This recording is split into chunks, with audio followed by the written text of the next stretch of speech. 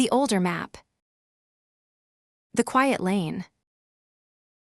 Kale brought the Cinder off Pellin's anchorage berth 2 at 0914 on day 49 and pointed her nose at the central lane's inward approach marker. Gerald's bearing ticked at 2 revolutions per minute through the damped mounting Marin Cade had installed on day 40. The ticking was not audible at the cockpit's standard ambient level. The ticking was present only to a pilot who knew where to listen. Kale knew where to listen. He had listened to Gerald's bearing for 11 years before the bearing had stopped on day 24. And he had listened to the replacement bearing for 9 days, since Marin had installed it.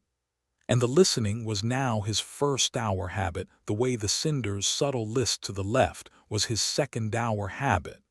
And the water recycler's 14-minute animal sound had been his third-hour habit, until the recycler had quietly died on the Thresh Belt run and not been replaced. The stitchwork came off berth 4 at 0917. Vec's 3-hulled bulk carrier cleared Pellin's anchorage at the same rate the Cinder had cleared at, and took her parallel position at the inward approach marker 12 minutes later.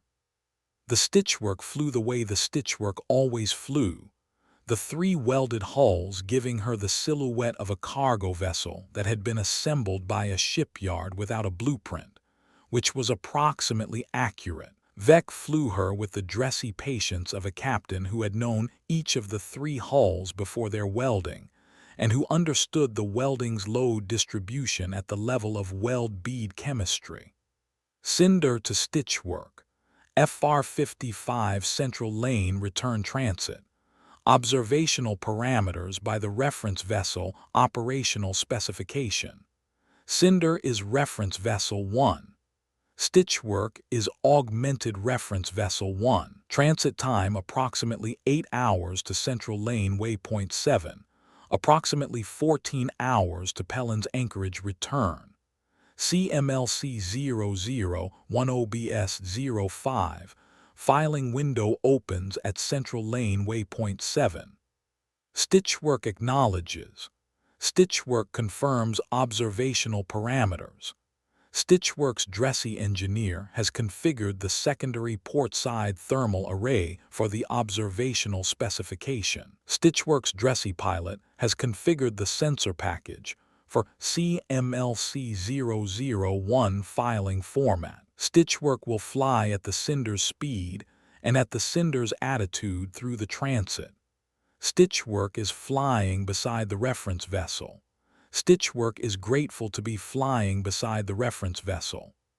Kale read Vec's reply twice before responding. The Stitchwork standard operational voice was dressy formal, the register Vec used for coolant system diagnostics and cargo manifest acknowledgments. The register was not sentimental. The register was, in the dressy operational lexicon, approximately equivalent to how a human engineer might say, "The honor is ours," without saying the honor is ours.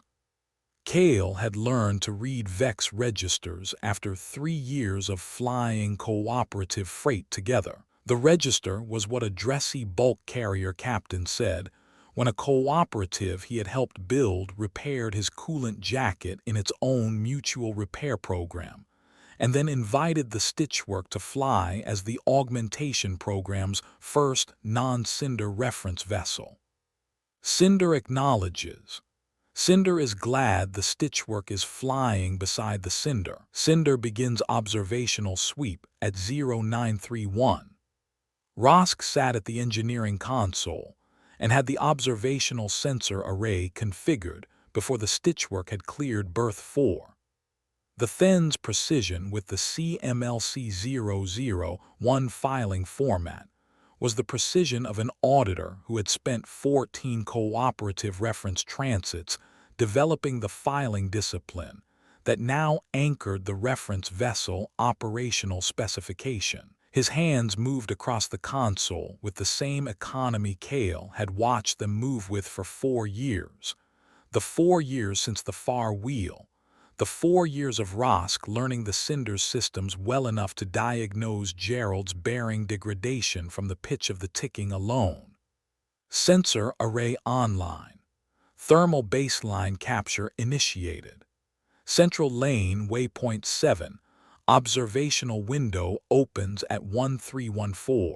Beacon 7's thermal efficiency reading will be compared against the day 41 baseline from FR 051 and the day 46 northern connecting lane baseline from FR 052. The Stitchwork sensor package will file a parallel reading. The parallel reading is the augmentation program's first dual reference observation. The comparative analysis will be performed by the analysis facility at Pellen's Anchorage on return transit conclusion. Rosk. Yes, Captain. The central lane is quiet. The central lane is quiet. 11 vessels transiting within the observational window. 3 cooperative, 2 combined franchise, 6 independent. Transit volumes are 3% below the 30-day average. The cooperative has filed no abnormal traffic advisories. The frequency carries the morning's ordinary filings. Haresh at Rena with 3 cargo manifests. Paul Caveen at Morven's Cradle with a coolant cycle scheduling note. Cavith at Belkani South with a docking berth reassignment. Maeve Oren at Kesov with the delegation's second window opening confirmation. The analysis facility at Pellen's Anchorage has completed the overnight processing run for the Joint Assessment Committee's follow-up briefing. The Dressy Consortium has filed the first 6 cores fabrication commencement log at 0600 this morning. The Keith Ronnie relay link carries the pair's overnight carrier tone. The pair's 4 probes hold their signal from 600 light-years distant. The central lane is quiet. The cooperative is processing freight. The cooperative is processing freight. The cooperative is processing freight. And the Cinder is flying beside the Stitchwork. And Gerald is ticking at 2 revolutions per minute. And the damped mounting holds. And the observational sweep is capturing baseline readings for Beacon 7. And the Stitchworks Dressy engineer has just filed her first CMLC001 parallel thermal calibration. The filing is timestamped 0947. The filing's quality is sound. The Stitchwork is flying beside the reference vessel and is filing to the reference vessel's standard. The augmentation program is operational.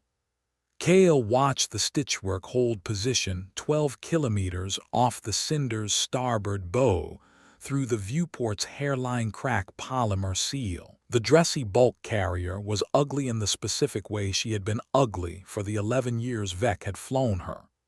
The seam between the second and third welded hulls visible even at the polished distance of ship-to-ship formation. The cargo bay doors hanging in their imprecise parallelogram. The engine nacelle assembly patched with the 3 generations of Dressy maintenance patches that were Dressy Engineering's aesthetic signature. The Stitchwork was flying the prettiest flight Kale had ever seen her fly. Maeve Oren opened the relay coordinator station at 0541 on day 49 and read the overnight summary in the sequence that had become her 49th morning ritual. The overnight log was quiet.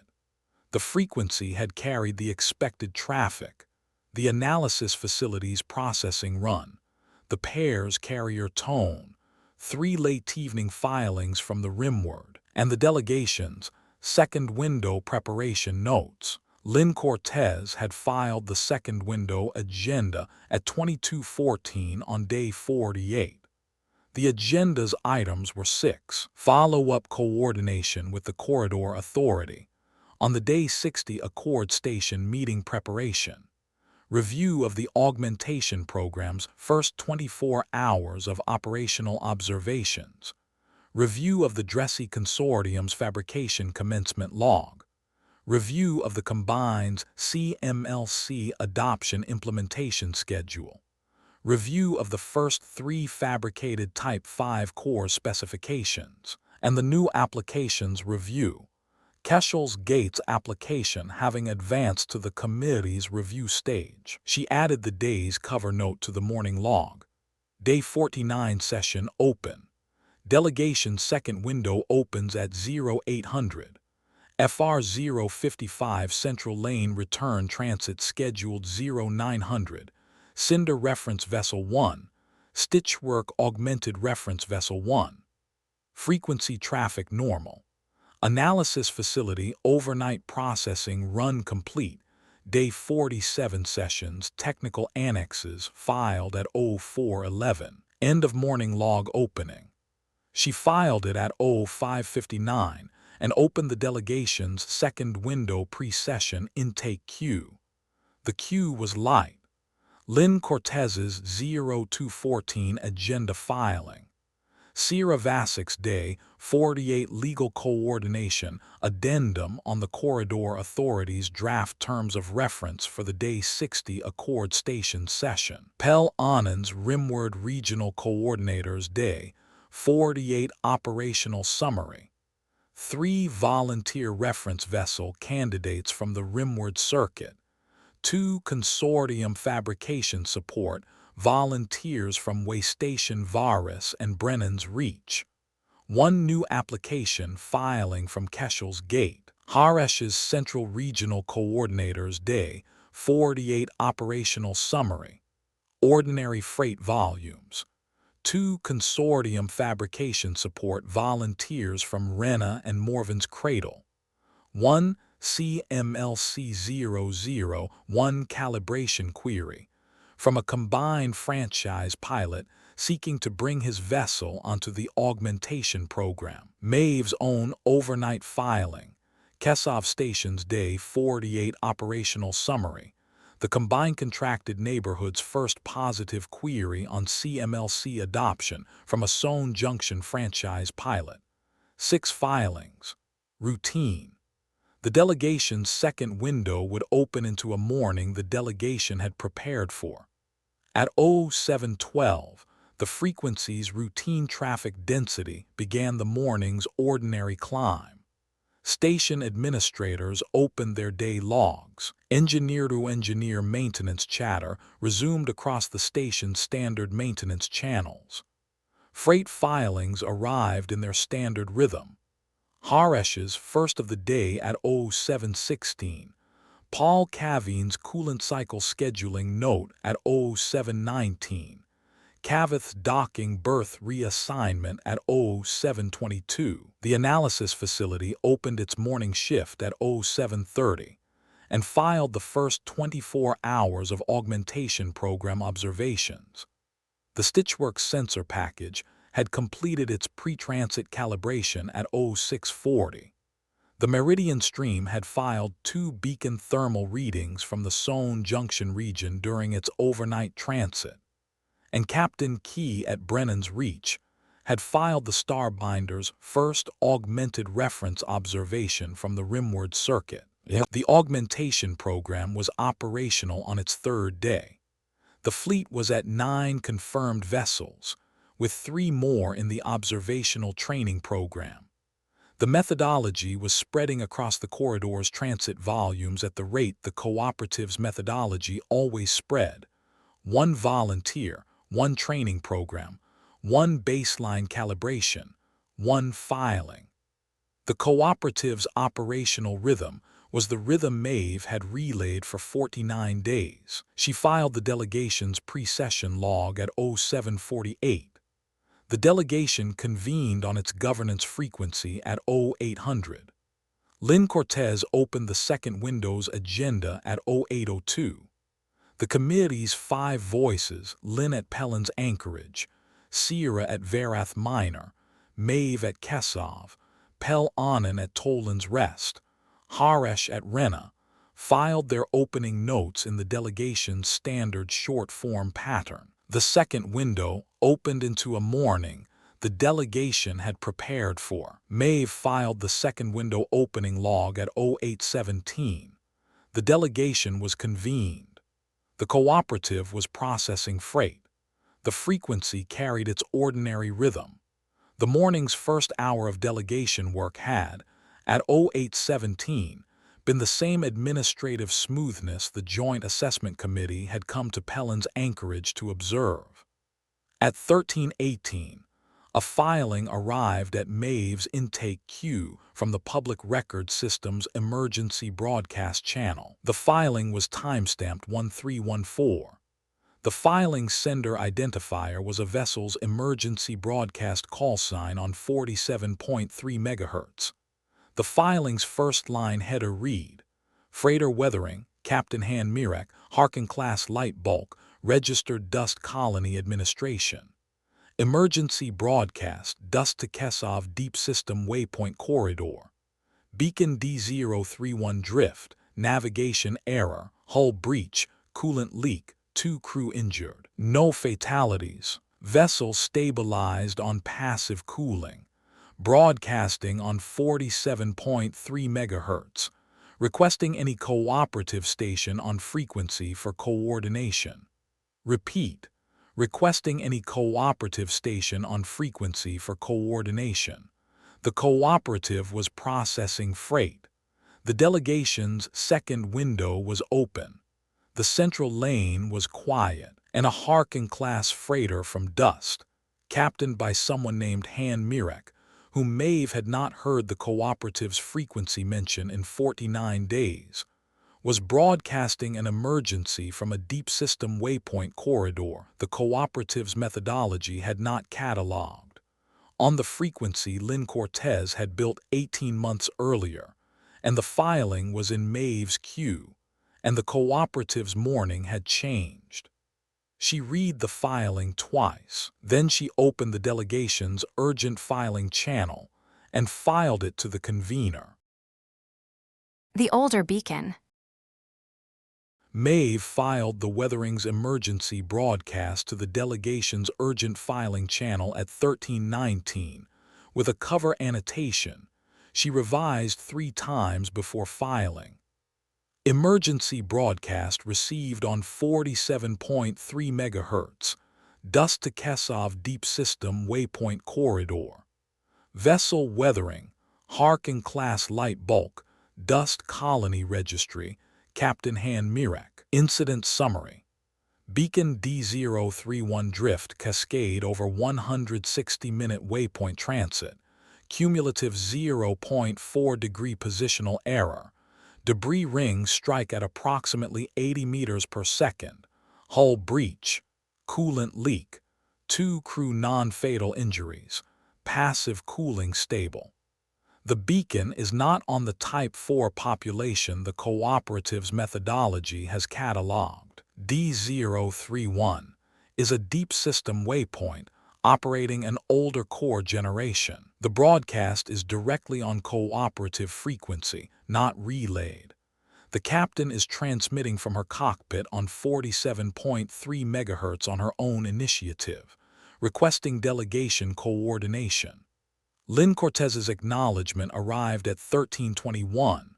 The acknowledgement was 3 words: filing received, coordinating.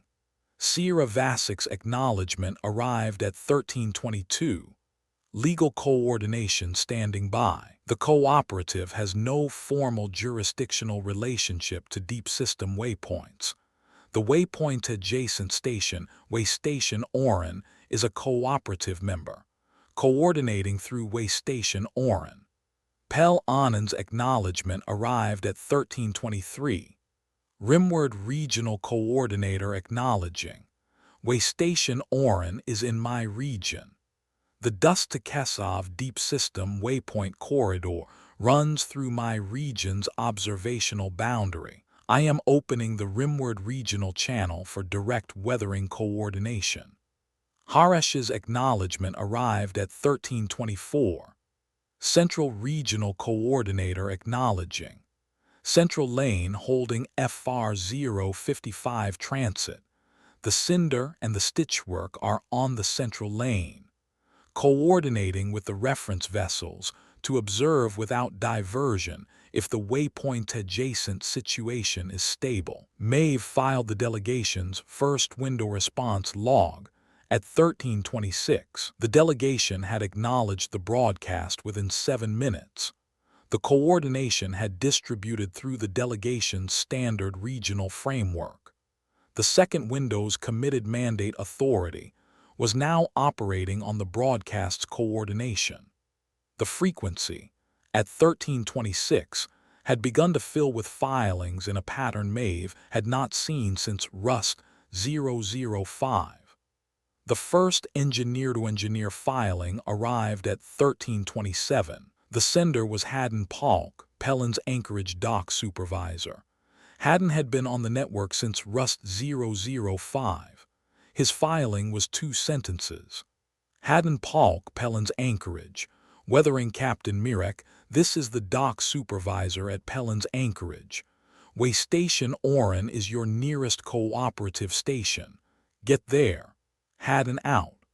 The filing was not in the cooperative standard delegation coordinated format. The filing was not in the cooperative standard regional coordinator format. The filing was in the format Lynn Cortez had established on day 1 of Rust 005. Engineer to engineer, identified by name and station, direct to the vessel in need, no intermediation. The second engineer-to-engineer filing arrived at 1329. The sender was Neela Tseng, crucible mechanic. Neela's filing was 3 sentences. Neela Tseng, crucible. Weathering Captain Mirek on the frequency. Harking-class freighters have a coolant bypass valve behind the primary manifold. It is a brass handle. Turn it 90 degrees clockwise if the primary cooling loop is compromised. Neela out. Maeve read the filing twice and pulled the Harking-class technical archive from the Public Record System's cross-reference. The archive was 73 years old. The archive's primary coolant system documentation included a brass-handled bypass valve behind the primary manifold. The valve had been standard on Harkin light bulbs for 81 years of the consortium's operational history. The valve would, if turned 90 degrees clockwise, isolate the primary cooling loop and divert flow to the secondary passive loop. A repair protocol, the extinct consortium's maintenance manual, described as the vessel's last resort cooling protocol before engine shut down. The third engineer-to-engineer filing arrived at 1331. The sender was Kez Alvarado, crucible bartender. Kez had been a systems engineer at Belcani before the crucible, and Kez had built 3 of the AM transmitters in Lynn's original network. Her filing was 2 sentences. Kez Alvarado, crucible. Weathering Captain Mirek, I worked 2 years at Belcani maintenance on Harking-class coolant systems. The secondary passive loop will hold for about 20 hours under quarter load. Get to Way Station Oren at quarter load. Kez out. Maeve filed each of the 3 filings to the delegation's coordination channel with a single cover annotation. 3 engineer-to-engineer filings to weathering on 47.3 MHz within 4 minutes. Protocol, original Rust 005 engineer-to-engineer format. Filers, Haddon Palk, Rust 005, Neela Tseng, Rust 006, Kez Alvarado, Rust 006. Content, vessel-specific guidance for Harking-class coolant system emergency. The AM network's oldest protocol has reactivated without delegation request. The coordination is operating at 2 rhythms simultaneously. Relay coordinators note, this is how the network worked before it had a delegation. This is how it worked in Rust 005. Lynn Cortez's acknowledgement arrived at 1333. The acknowledgement was 4 words. Let them work. Logging. Kale had the 47.3 MHz frequency on the cockpit's secondary speaker at standard ambient volume.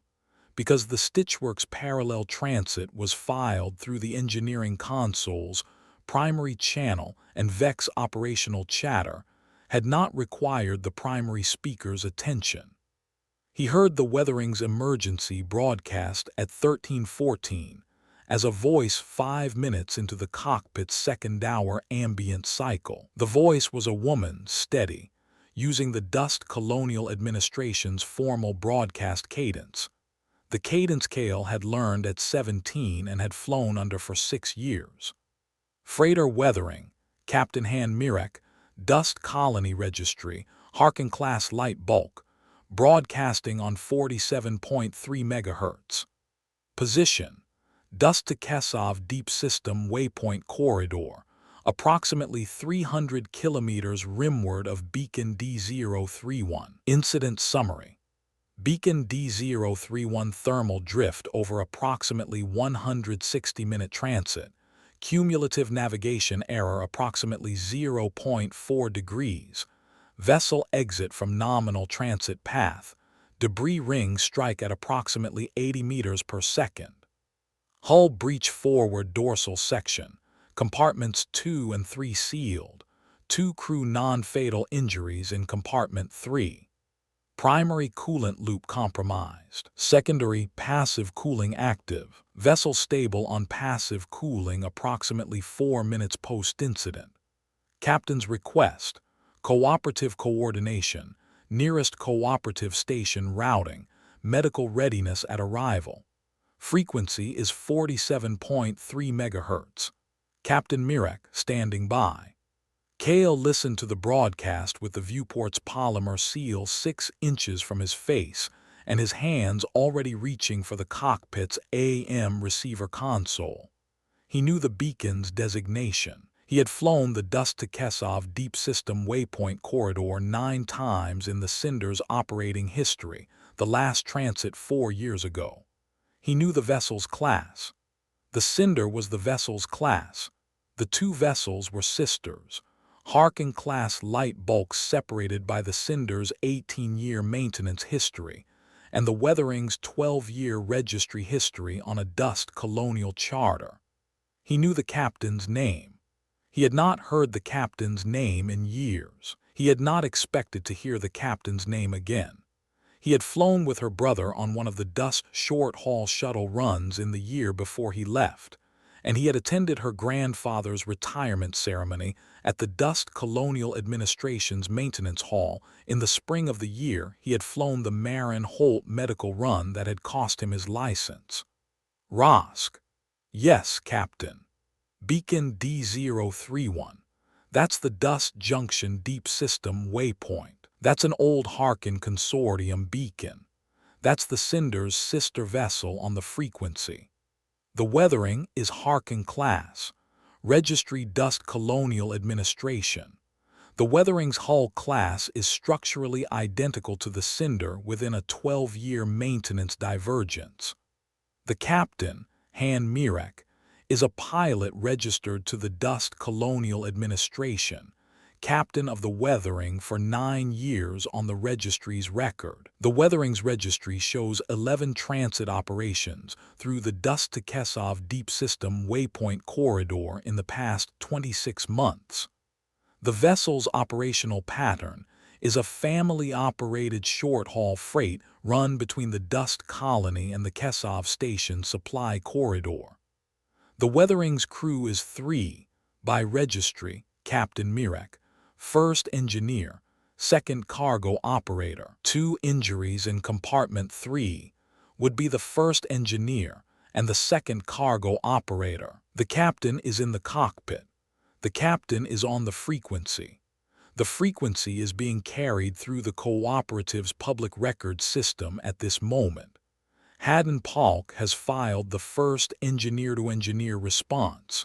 Neelat Singh has filed the coolant bypass protocol. Kez Alvarado has filed the 20-hour secondary loop estimate.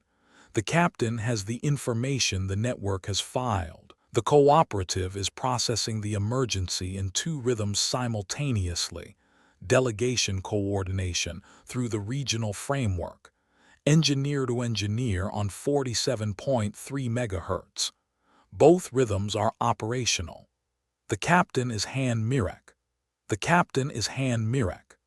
Kale watched the cockpit's AM receiver console blink with the 3 engineer-to-engineer filings traffic indicators. The Cinder's receiver was 18 months old.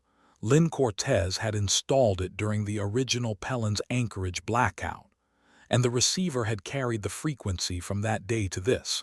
And the receiver was, at 1334 on day 49, carrying the frequency Han Mirek had broadcast from, and the 3 engineer-to-engineer filings her broadcast had reactivated. Kale opened the Cinder's own filing channel. The filing he composed was 3 sentences. He revised it twice before filing. Cinder, Kale Morrow, Central Lane Transit. Weathering Captain Mirek, this is the Cinder, Harking Class. The brass handle behind the primary manifold works. I have done it at the dust dock twice. The coolant bypass holds. Get to way station Orin at quarter load. Cinder standing by on the frequency. He filed it at 1337. The filing arrived in the public record system at 1337 and in the Weathering's receiver at 1337 plus approximately 4 seconds of subspace adjacent relay lag. Rosk. Yes, Captain. I have filed. You have filed. The filing is in the captain's receiver. The filing is in the public record system. The filing is in Haddon Palk's intake at Pellin's Anchorage. The filing is in Lynn Cortez's coordination log. The filing is in Maeve Oren's relay coordinator queue. The frequency is carrying the filing. The engineer-to-engineer protocol is still operating. The delegation is logging. The captain has the filing. Rosk. Yes, Captain. She'll know who I am. She may know. The Cinder's registry is public. The filing is signed. The captain will match the call sign. The captain is also from the Dust Colony. The captain's family registry includes pilots trained at the Dust Colonial Administration's maintenance hall. The captain's grandfather's registry record indicates an affiliation with the early Lynn Cortez AM network. Her grandfather's name is on the original Dust transmitter construction list Lynn published at Rust 005. The captain knows the network's history. The captain will know who you are. The question, Captain, is whether the captain's knowing is a complication or a context. Kale watched the central lane hold its quiet through the viewport's polymer seal. The stitchwork held her parallel position 12 kilometers off the Cinder's starboard bow. The Cinder was flying at the central lane's standard inward cruise. The Cinder was not diverting. The Cinder was on the frequency. The Cinder's filing was in the Weathering's receiver. Han Mirek was 300 kilometers rimward of a beacon.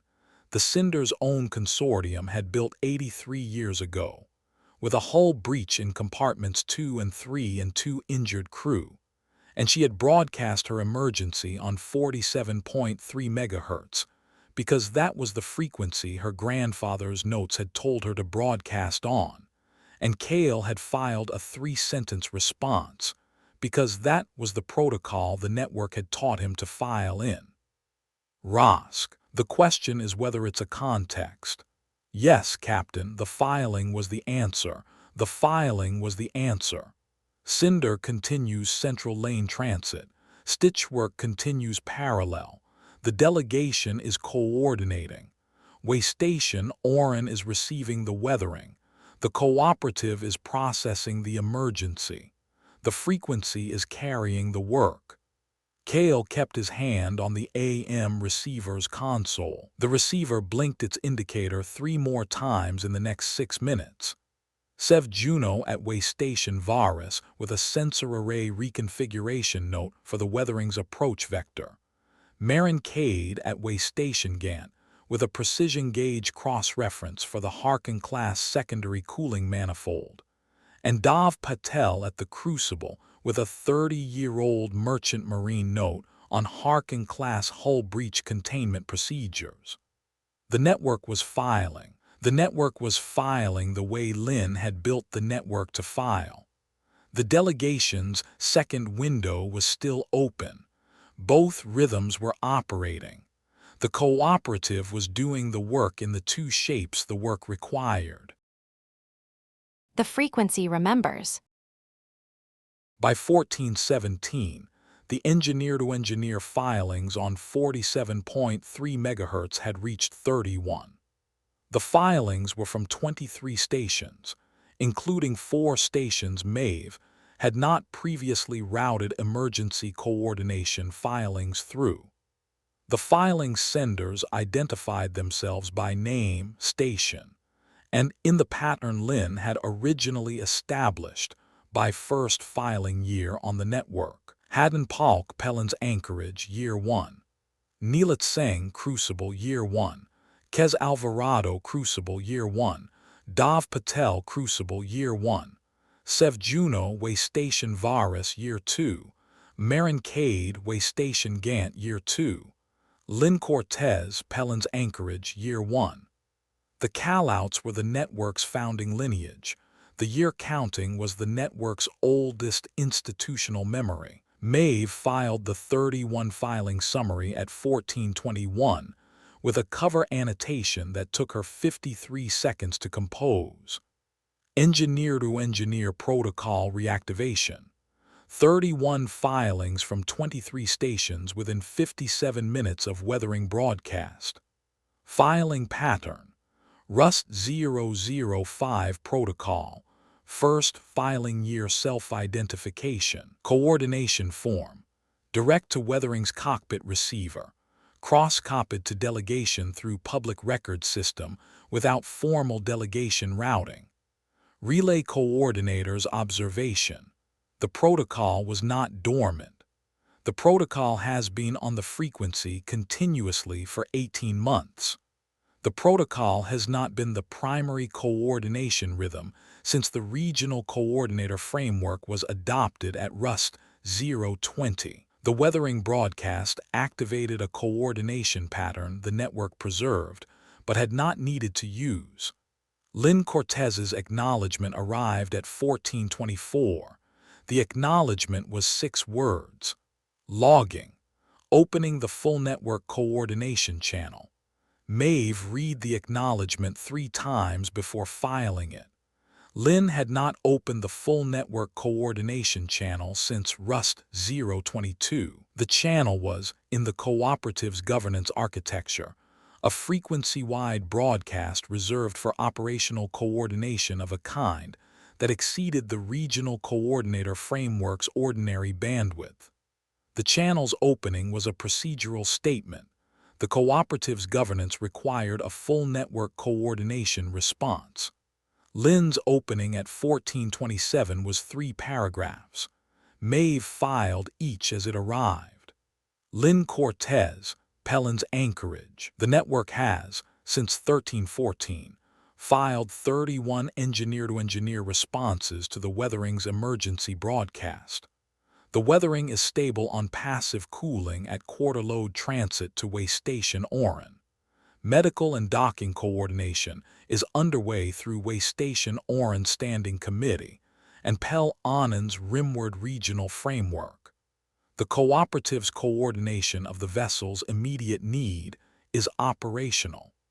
The weathering's incident is not an isolated event. Beacon D031 is one of 51 deep system waypoints across the corridor. The cooperative's methodology has not cataloged. These beacons are not part of the Type 4 population. They are older. They operate on predecessor core generations.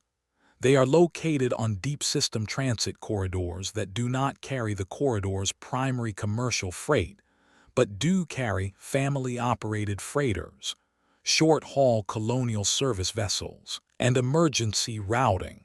The 51 deep system waypoints have not, prior to the weathering, filed a single cooperative observational report. I am opening the network's original engineer-to-engineer cataloging protocol. Any engineer on the network who has worked at a station adjacent to a deep system waypoint, who has transited one, who has maintained equipment on one, or who has access to pre-corridor records on one, is requested to file the waypoint's designation, core generation, estimated thermal efficiency, and any operational observations. File in the Rust 005 engineer-to-engineer format. File to the full network coordination channel. I will compile. Sev Juno at way station. Varus will cross-reference. Marin Cade at way station Gant will validate against her precision gauge archive. Oren at the Dressy Consortium will cross-reference against the consortium's pre-Type 4 fabrication archive. The cooperative's cataloging of the 51 will be completed by sundown. Maeve filed the 3 paragraphs at 1431 with a cover annotation. Full network coordination channel open. Engineer-to-engineer cataloging protocol. Reactivated for the 51 deep system waypoints. The cooperative's methodology is being supplemented by the cooperative's oldest protocol. Both rhythms operational. The frequency's traffic density, at 1431, began to climb toward a pattern Maeve had not seen since Rust 011 proof-run coordination. The first cataloging filing arrived at 1433. Haddon Palk, Pellin's Anchorage. The filing designated beacon P004, the deep system waypoint on the Pellin's Anchorage rimward approach corridor. Type 2 core. Estimated thermal efficiency 73%. Last physical inspection 41 years ago. Maintenance record gap of 38 years. Haddon had flown through the beacon's approach corridor in his 23 years at Pellin's Anchorage 47 times. His filing carried the vessel type observation data that the cooperative's formal methodology would have needed a reference vessel, a sensor array, and a transit window to produce, and that Haddon's 23-year dock supervisor memory produced from notes he had kept in a paper log under his operations console since year 1. The second cataloging filing arrived at 1436. Neelat Singh, Crucible. The filing designated beacon T009. The deep system waypoint on the Thresh Belt's former commercial transit corridor, predecessor Type 1 core. Estimated thermal efficiency 64%. Last physical inspection 62 years ago. Maintenance record gap 71 years. Neela's filing carried the kind of archival knowledge the Crucible's former refinery history had produced as institutional memory. Neela had documented the Thresh Belt's deep system beacon population as part of her combined surveillance work for the 3 years before Rust 006. The third arrived at 1438. Kez Alvarado at the Crucible, designating beacon B017 at the Belkani Deep System Junction. The fourth at 1441. Dav Patel at the Crucible, designating beacon K012 at the Kesov Deep System Approach. The fifth at 1443. Sev Juno at way station Varus, designating beacon V006 at the rimward Varus Approach. The sixth at 1445. Marin Cade at way station Gant, designating beacon G003 at the Gant Deep System Junction. The filings continued. By 1530, the network had filed 15 deep system waypoint designations. By 1630, the count was 23. By 1800, the count was 31. By 1930, the count was 38. By 2130, the count was 43. Sev Juno's cross-referencing work at the analysis facility ran parallel. Each filing's core generation, thermal efficiency estimate, and maintenance record was cross-referenced against the consortium's pre-Type 4 fabrication archive. which Oren had opened to the analysis facility's real-time access under the consortium's Day 47 archive commitment. The cross-referencing produced, by 2147, a preliminary operational assessment of 43 deep system waypoints, core generations, and thermal states. The assessment's finding was structurally simple and operationally grave.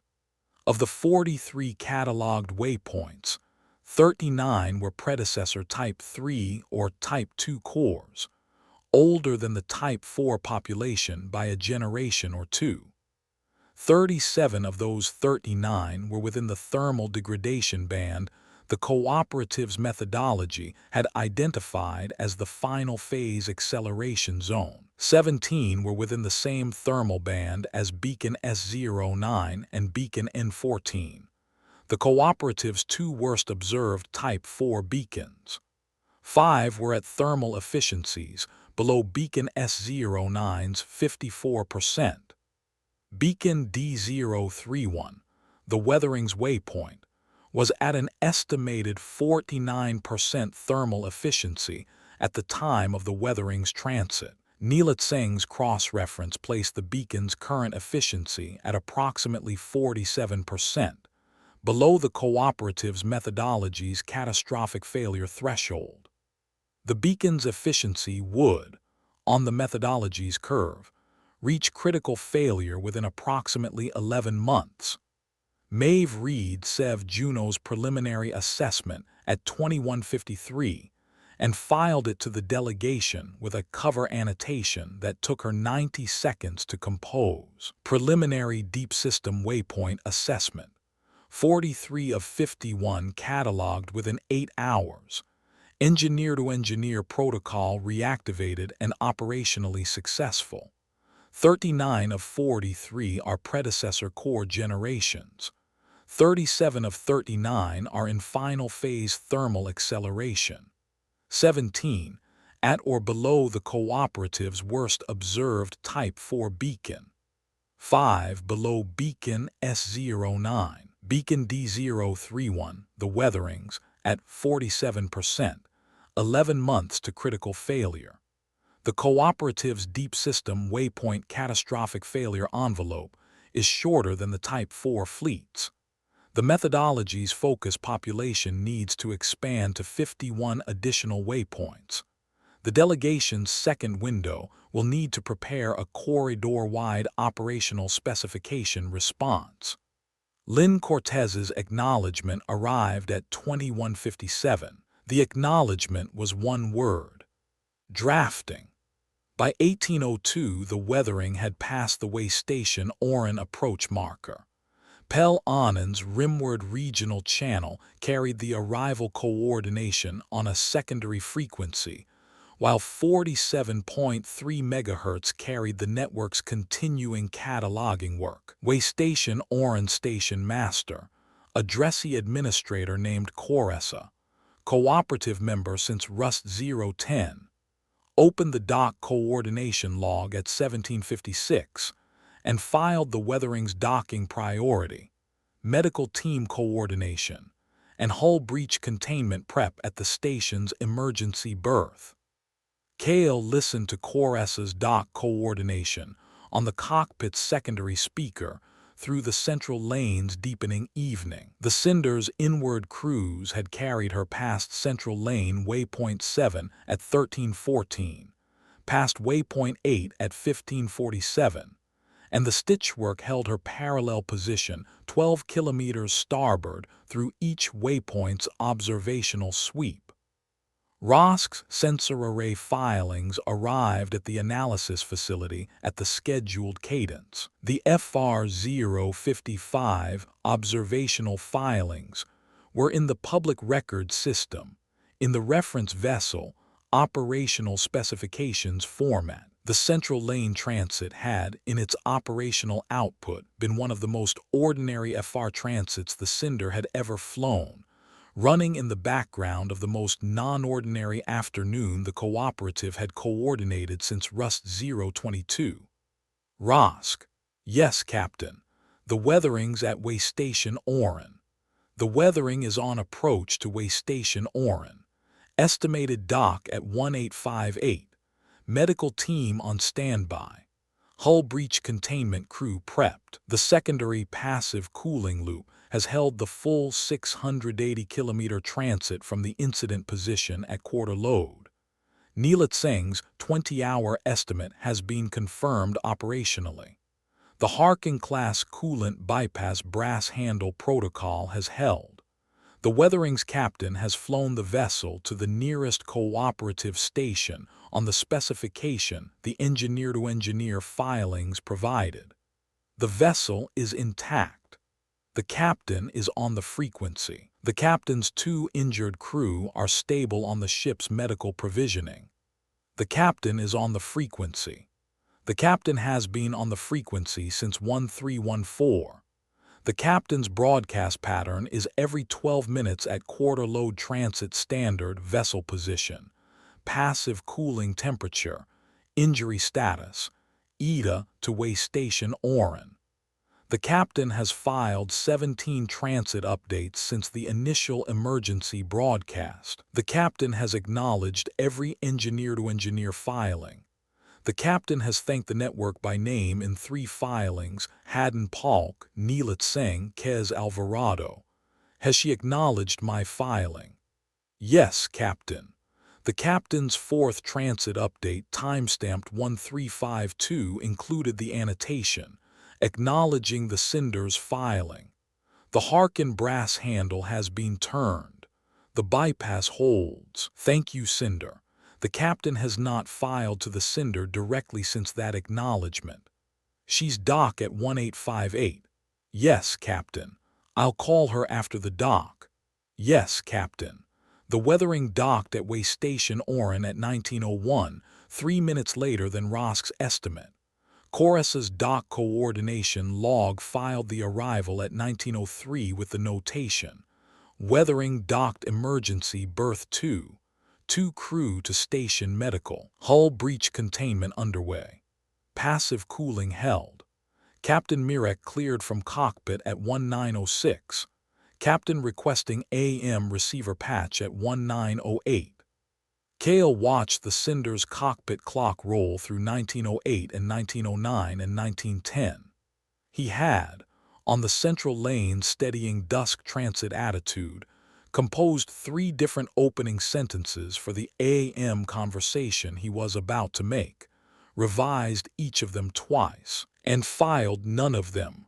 He keyed the Cinder's AM transmitter at 1912 on the public record system's open conversation channel, and used the sentence Rosk had suggested to him through the viewport's polymer seal 27 minutes earlier. Cinder to weathering. This is the Cinder, Kale Morrow, Central Lane Transit. Captain Mirek, glad you made the dock. The secondary passive loop runs clean past 20 hours on a good brass handle. I'll stand by if you want to talk later. Cinder out. He filed the transmission at 1912 and closed the AM transmitter. Han Mirek's reply arrived at 1919. The reply was on the public record system's open conversation channel. Kale read the reply 3 times before Rosk logged the filing to the ship's record. Weathering to Cinder, Captain Mirek, glad to be at the dock. Brass handle worked. Thank you, Cinder. I have your call sign from 3 other registries I wouldn't expect. My grandfather's notes have a Morrow in the dust transmitter construction list from 57 years ago. My brother flew the short-haul route you flew out of dust in the spring of the year you left. I was a child at the maintenance hall when you sat with my grandfather at his retirement table. Hadn't put it together until the brass handle. Thank you for the filing. Thank you for the brass handle. Weathering standing by on the frequency. Kale read the reply 4 times. Rosk logged it to the ship's record. Kale did not file a reply. He read the reply a 5th time. Then he keyed the transmitter and filed a reply he did not revise. Cinder to weathering, Captain Mirek. Your grandfather sat with me at his retirement table because I brought him the broken receiver from the shuttle I was flying, and he fixed it in 43 minutes. He told me never to fly without a working receiver.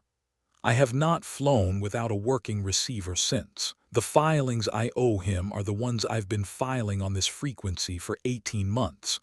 Your brother flew a good short-haul route. I hope he's well.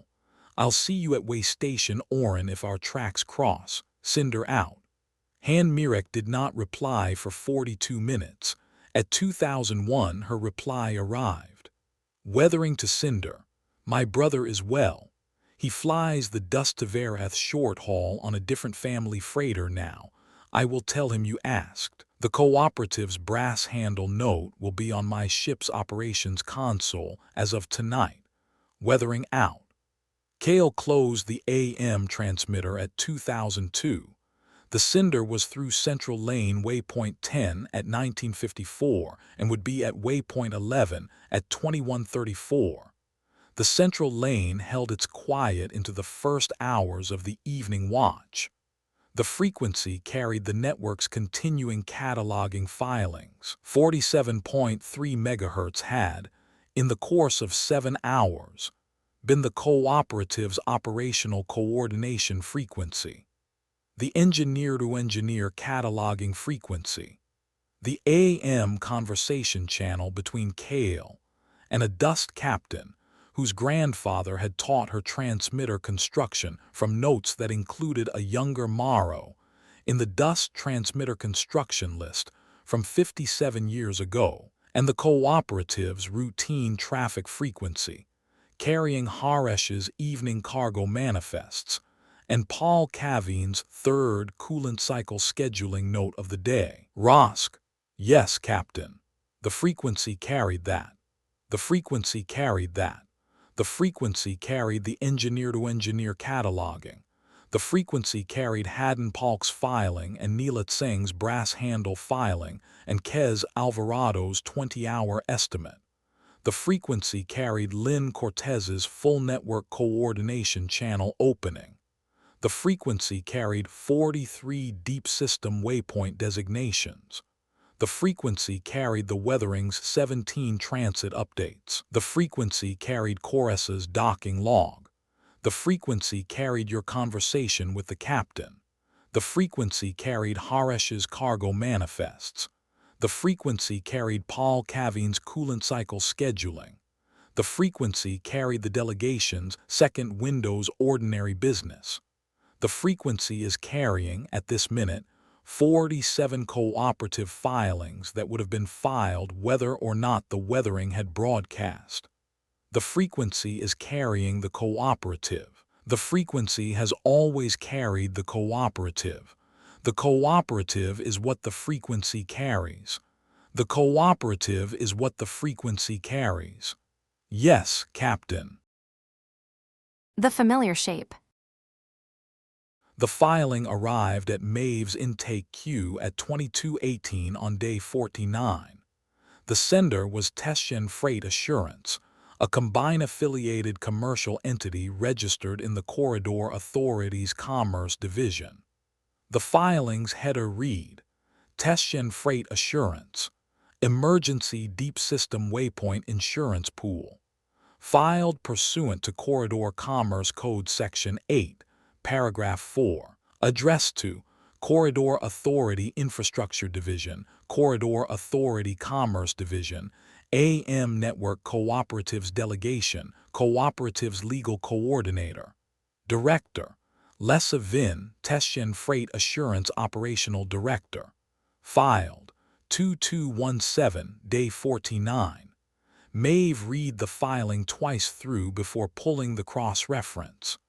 The filing's first section described the emergency. The weathering incident of day 49 at 1314 has confirmed the operational risk of transiting deep system waypoints. The cooperative's preliminary assessment, released at 2153, confirms 43 deep system waypoints at elevated failure risk. The vessels transiting these corridors, family-operated freighters, short-haul colonial service vessels, emergency routing vessels, are the most vulnerable vessels in the corridor's transit population and the most inadequately insured. Tesjen Freight Assurance proposes an emergency deep system waypoint insurance pool, effective within 72 hours, to address this gap in corridor commerce coverage. The filing's second section described the pool structure. The pool will be capitalized at 15 million credits, fully funded by Tesjen Freight Assurance at the filing's approval. The pool will cover hull breach, coolant system failure, navigation error collision damage, and crew medical evacuation for vessels transiting any of the 51 deep system waypoints identified in the Cooperative's Day 49 preliminary assessment. The premium rate will be set at a reduced introductory rate of 0.1% of vessel value per transit, subsidized by the combine's franchise revenue base. The pool will be operational within 72 hours of Corridor Authority approval. The filing's third section described the premium conditions. Participating vessels must meet the following conditions to qualify for pool coverage. 1. Carry combined certified navigation systems rated for deep system waypoint transit. 2. Maintain exclusive combined technical division maintenance contracts for the certified navigation systems. 3. Consent to combine administered safety audit prior to first covered transit. 4. Consent to combine administered ongoing safety monitoring through the navigation system's operational data feed. The filing's fourth section concluded. Tesjen Freight Assurance proposes this pool as an operational response to a confirmed emergency. The pool structure reflects the institutional responsibility the combine's franchise maintenance division bears for the corridor's deep system transit infrastructure. The premium conditions are calibrated to ensure that pool-covered vessels are operating with navigation systems and maintenance programs of demonstrated reliability. The pool is available to any vessel electing to meet the conditions. The pool's operational commencement is contingent on Corridor Authority regulatory approval. Maeve read the fourth section 3 times. Then she opened the cross-reference to the Rus. 017 filings in the Public Record Systems archive. The cross-reference took her 4 minutes. The Rus. 017 filing she needed was the Tesjen Freight Assurance Insurance Revocation Notice filed against Vex Stitchwork on Day 2 of the Rus. 017 Insurance Warfare Program. The filing's language, section by section, aligned with the Day 49 filing section by section. The Rus. 017 filing's language on elevated risk profile had read, elevated risk profile associated with non-certified docking facilities. The Day 49 filing's equivalent language read, elevated risk profile associated with uncertified navigation systems. The Rus. 017 filing's language on institutional responsibility had read, the institutional responsibility the Tesjen Freight Assurance bears for the combine's franchise risk pool. The Day 49 filing's equivalent language read, the institutional responsibility the combine's franchise maintenance division bears for the corridor's deep system transit infrastructure. The Rus. 017 filing's language on calibrated conditions had read, calibrated to ensure that pool-covered vessels are operating within institutional risk parameters of demonstrated integrity. The Day 49 filing's equivalent language read, calibrated to ensure that pool-covered vessels are operating with navigation systems and maintenance programs of demonstrated reliability. The structural match was, section by section, at the paragraph level, at the phrase level, exact with one substitution. The Day 49 filing was the Rust 017 filing with the operational object, docking facilities, replaced by navigation systems. The filing's author had taken the Rust 017 template and updated the target. Maeve pulled the Teshin Freight Assurance Operational Director's registry record. Director Lessa Vin, appointed 3 months earlier, on day -92 of the cooperative's operational calendar. Prior position: Teshin Freight Assurance Regional Director for the Seoul Junction Commercial Sector. Prior position: Teshin Freight Assurance Legal Counsel, 3 years. Prior position: Combined Commerce Division Legal Associate, 5 years. Lessa Vin had been at Teshin Freight Assurance during the Rust 017 insurance revocation program. She had been the regional director for the Seoul Junction sector where the revocations had originated. She had signed 3 of the revocation notices herself. Maeve composed the cover annotation for the filing at 2246 and revised it 5 times before filing. Teshin Freight Assurance, Emergency Deep System Waypoint Insurance Pool Filing, 2217 Day 49. Relay Coordinators Cross-Reference. The filing structural match to the Rust 017 insurance revocation filing is section by section, paragraph by paragraph, phrase by phrase, exact with one substitution. The filing's operational object has been updated from non-certified docking facilities to uncertified navigation systems. The filing's other structural elements are preserved. The filing's signatory, Director Lessa Vin, was the Teshin Freight Assurance Regional Director for the Seoul Junction Commercial Sector during the Rust 017 insurance revocation program, and signed 3 of the original revocation notices. The filing is in the Relay Coordinator's archival assessment, the Rust 017 insurance warfare pattern adapted to the Day 49 emergency. The pattern has been executed by the same institutional subdivision, under the same operational director lineage, using the same template. The cooperative has seen this filing before. The cooperative has, in Rust 017 and Rust 018, documented the pattern. The delegation's second window is open. The cooperative's archive is on the frequency. Relay Coordinator filing cross-reference to delegation. She filed the annotation at 2252. Lynn Cortez's acknowledgement arrived at 2254. The acknowledgement was 1 sentence. Archive noted. Drafting continues. Sierra Vasik's acknowledgement arrived at 2257. Sierra's acknowledgement was 2 sentences. Legal coordination confirming the Rust 017 structural match at paragraph level. Filing the legal annotation to the public record now. Sierra Vasik's legal annotation was filed on the public record system at 2318 Day 49.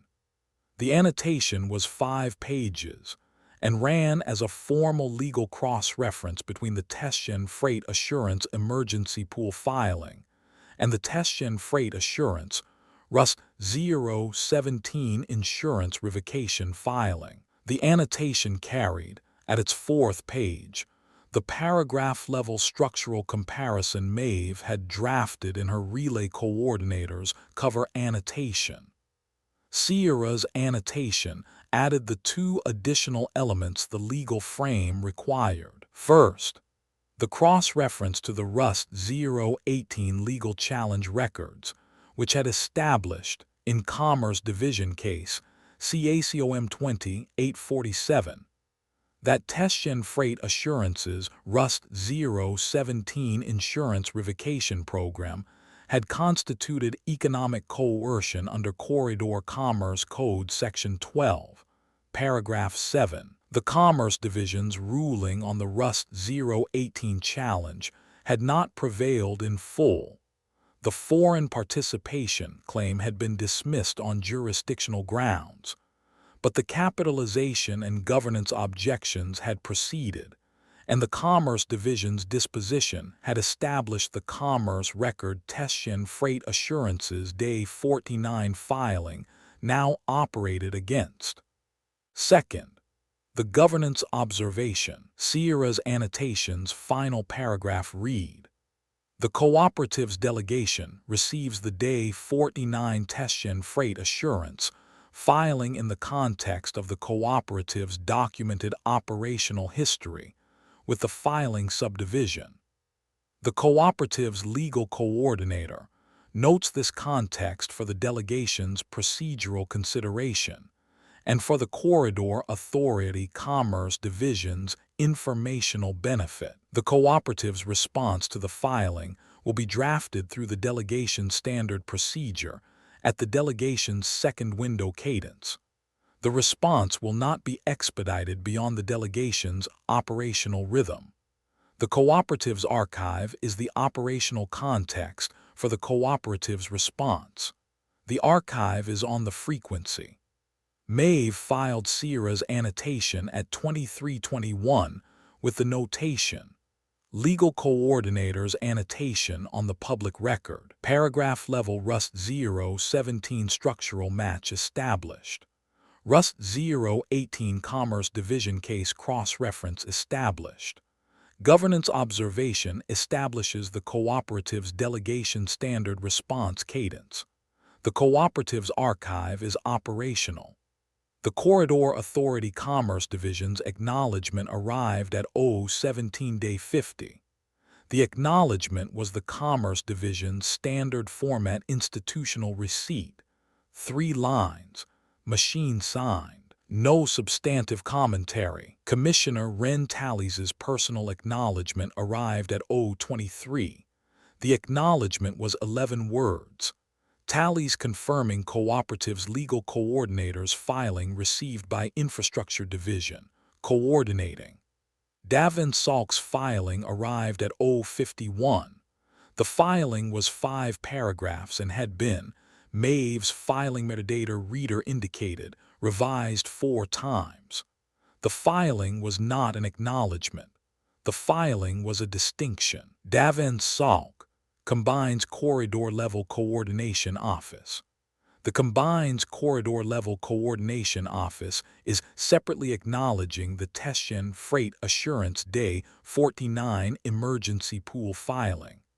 The Coordination Office was not consulted on the filing prior to its submission. The Coordination Office was not consulted on the filing structural language. The Coordination Office was not consulted on the filing's premium conditions. The filing was prepared by Testshin Freight Assurance's operational leadership and submitted on the operational leadership's independent institutional authority. The Combines Corridor Level Coordination Office has, since Day 47, committed the Combines franchise maintenance to CMLC adoption for all combined franchise beacons across the corridor, committed 14 combined franchise vessels to the Cooperative's reference vessel augmentation program, and acknowledged the Cooperative's methodology as the operational standard for the Combine's internal maintenance programs. These commitments are active. These commitments remain active. The commitments are not affected by the Testshin Freight Assurance filing. The Coordination Office notes that the Testshin Freight Assurance Day 49 filing's language on uncertified navigation systems does not reflect the Combine's Corridor Level Coordination position. The Combine's Corridor Level Coordination position, confirmed at the Day 47 Joint Assessment Committee session, is that the Cooperative's CMLC 001 methodology is the corridor's operational standard for thermal infrastructure monitoring, and that any future operational specifications the Cooperative publishes through its methodology framework are the operational standards the combine's coordinated position will support. The Coordination Office is opening a combined internal review of the Teshchen Freight Assurance Day 49 filing. The review will address the filing's structural language, the filing's premium conditions, and the filing's alignment with the combine's corridor-level coordination position. The review's outcome will be filed publicly on the Corridor Authority's Commerce Division channel. The Coordination Office acknowledges the Cooperative's delegation's second window, the Cooperative's legal coordinator's annotation, and the Cooperative's archive. The Coordination Office is not, in this filing, responding to the Teshchen Freight Assurance filing on behalf of the combine. The Coordination Office is distinguishing the combine's corridor-level coordination position from the Teshchen Freight Assurance Day 49 filing. The filing stands as filed. The filing is the responsibility of the filer. The Coordination Office's position is the Coordination Office's position. The Cooperative's delegation will receive both, and the Cooperative's delegation will respond at the Cooperative's operational rhythm. Maeve filed Salk's filing at 0:54 with a cover annotation that took her 77 seconds to compose. Daven Salk's distinguishing filing. The combine's institutional structure is visible. Two operational subdivisions operating at different rhythms, with the Coordination Office publicly separating its position from the Teshchen Freight Assurance filing's position. The distinguishing filing does not withdraw the Teshchen Freight Assurance filing.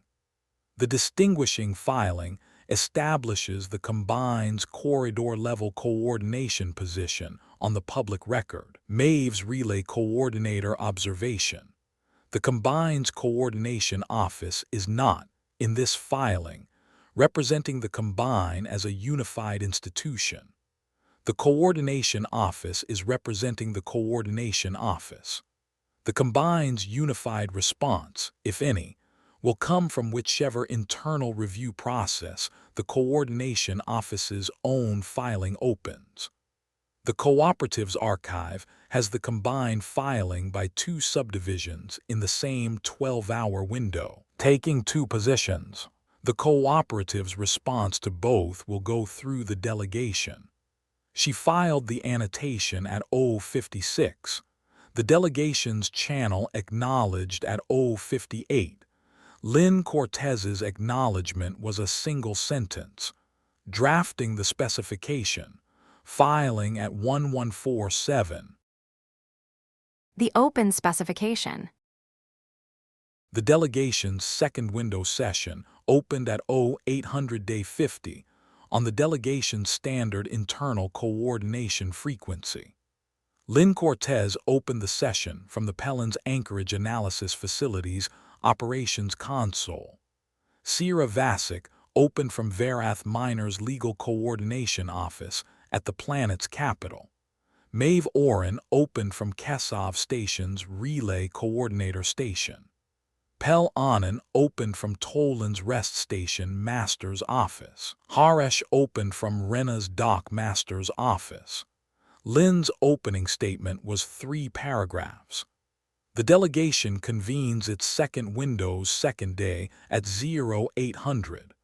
The agenda item is the Cooperative's response to the Day 49 weathering incident and the 51 deep system waypoint population. The engineer-to-engineer cataloging protocol has, overnight, extended the Cooperative's catalog from 43 to 47 waypoints through 5 additional filings from Cavath at Belkani South. Neelat Singh's second pass filing from the Crucible, Marin Cade's second pass filing from Waystation Gant, a new filing from Captain Key at Brennan's Reach, and a retrieval from the Corridor Authority's archive through Commissioner Tallies's sub-coordination with the Cooperative's analysis facility. 4 remain uncatalogued. 2 of the remaining 4 are on rimward corridors the cooperative has never had operational presence on. 2 are on deep system corridors the cooperative has not previously had a relationship to. The delegation will draft an operational specification for the 51 deep system waypoints this morning.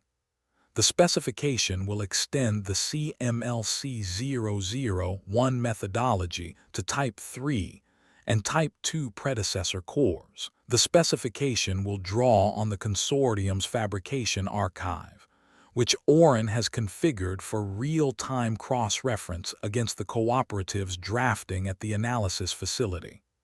The specification will be published on the cooperative's frequency at the delegation's completion, estimated 1/100. The specification will be published without conditions. Any vessel, cooperative or non-cooperative, may use it. The delegation will, concurrent with the specification publication, file a CFMO-01 extension to cover deep system waypoint risk at the mutual rate. The extension will be filed through the CFMO-01 governance procedure. Simple majority of the mutual's member stations. The cooperative standard framework. Voting window closing at 1/400. The extension's anticipated passage will not be procedural guaranteed, but the delegation's drafting will make the extension's policy case on the public record alongside the specification. These 2 filings, the specification and the CFMO-01 extension, are the cooperative's operational response to the Day 49 emergency and to the Day 49-2217 Teshin Freight Assurance Emergency Pool filing. The cooperative's response is not a counter-filing. The cooperative's response is the specification and the insurance extension. The cooperative's operational rhythm produces the methodology the corridor needs. The cooperative's mutual produces the insurance the corridor needs. The cooperative's archive produces the cross-reference the corridor needs. The cooperative is the response. The delegation will draft. Maeve filed Lynn's opening at 0809 with a cover annotation. Delegation session opens. Operational specification and CFMO-01 extension drafting underway. Publication estimated at 1/100. Cooperative's archive is on the frequency. Drafting begins. The drafting work ran across 5 stations concurrent with the cooperative's ordinary morning traffic. Sierra drafted the specification's legal framing, the jurisdictional statement, the publication without conditions clause, the CFMO-01 extension's governance cross-reference. Lynn drafted the methodology extension to Type 3 and Type 2 cores, the temperature gradient calibration parameters, the observational filing specifications, the predecessor core failure mode catalog from the consortium's fabrication archive.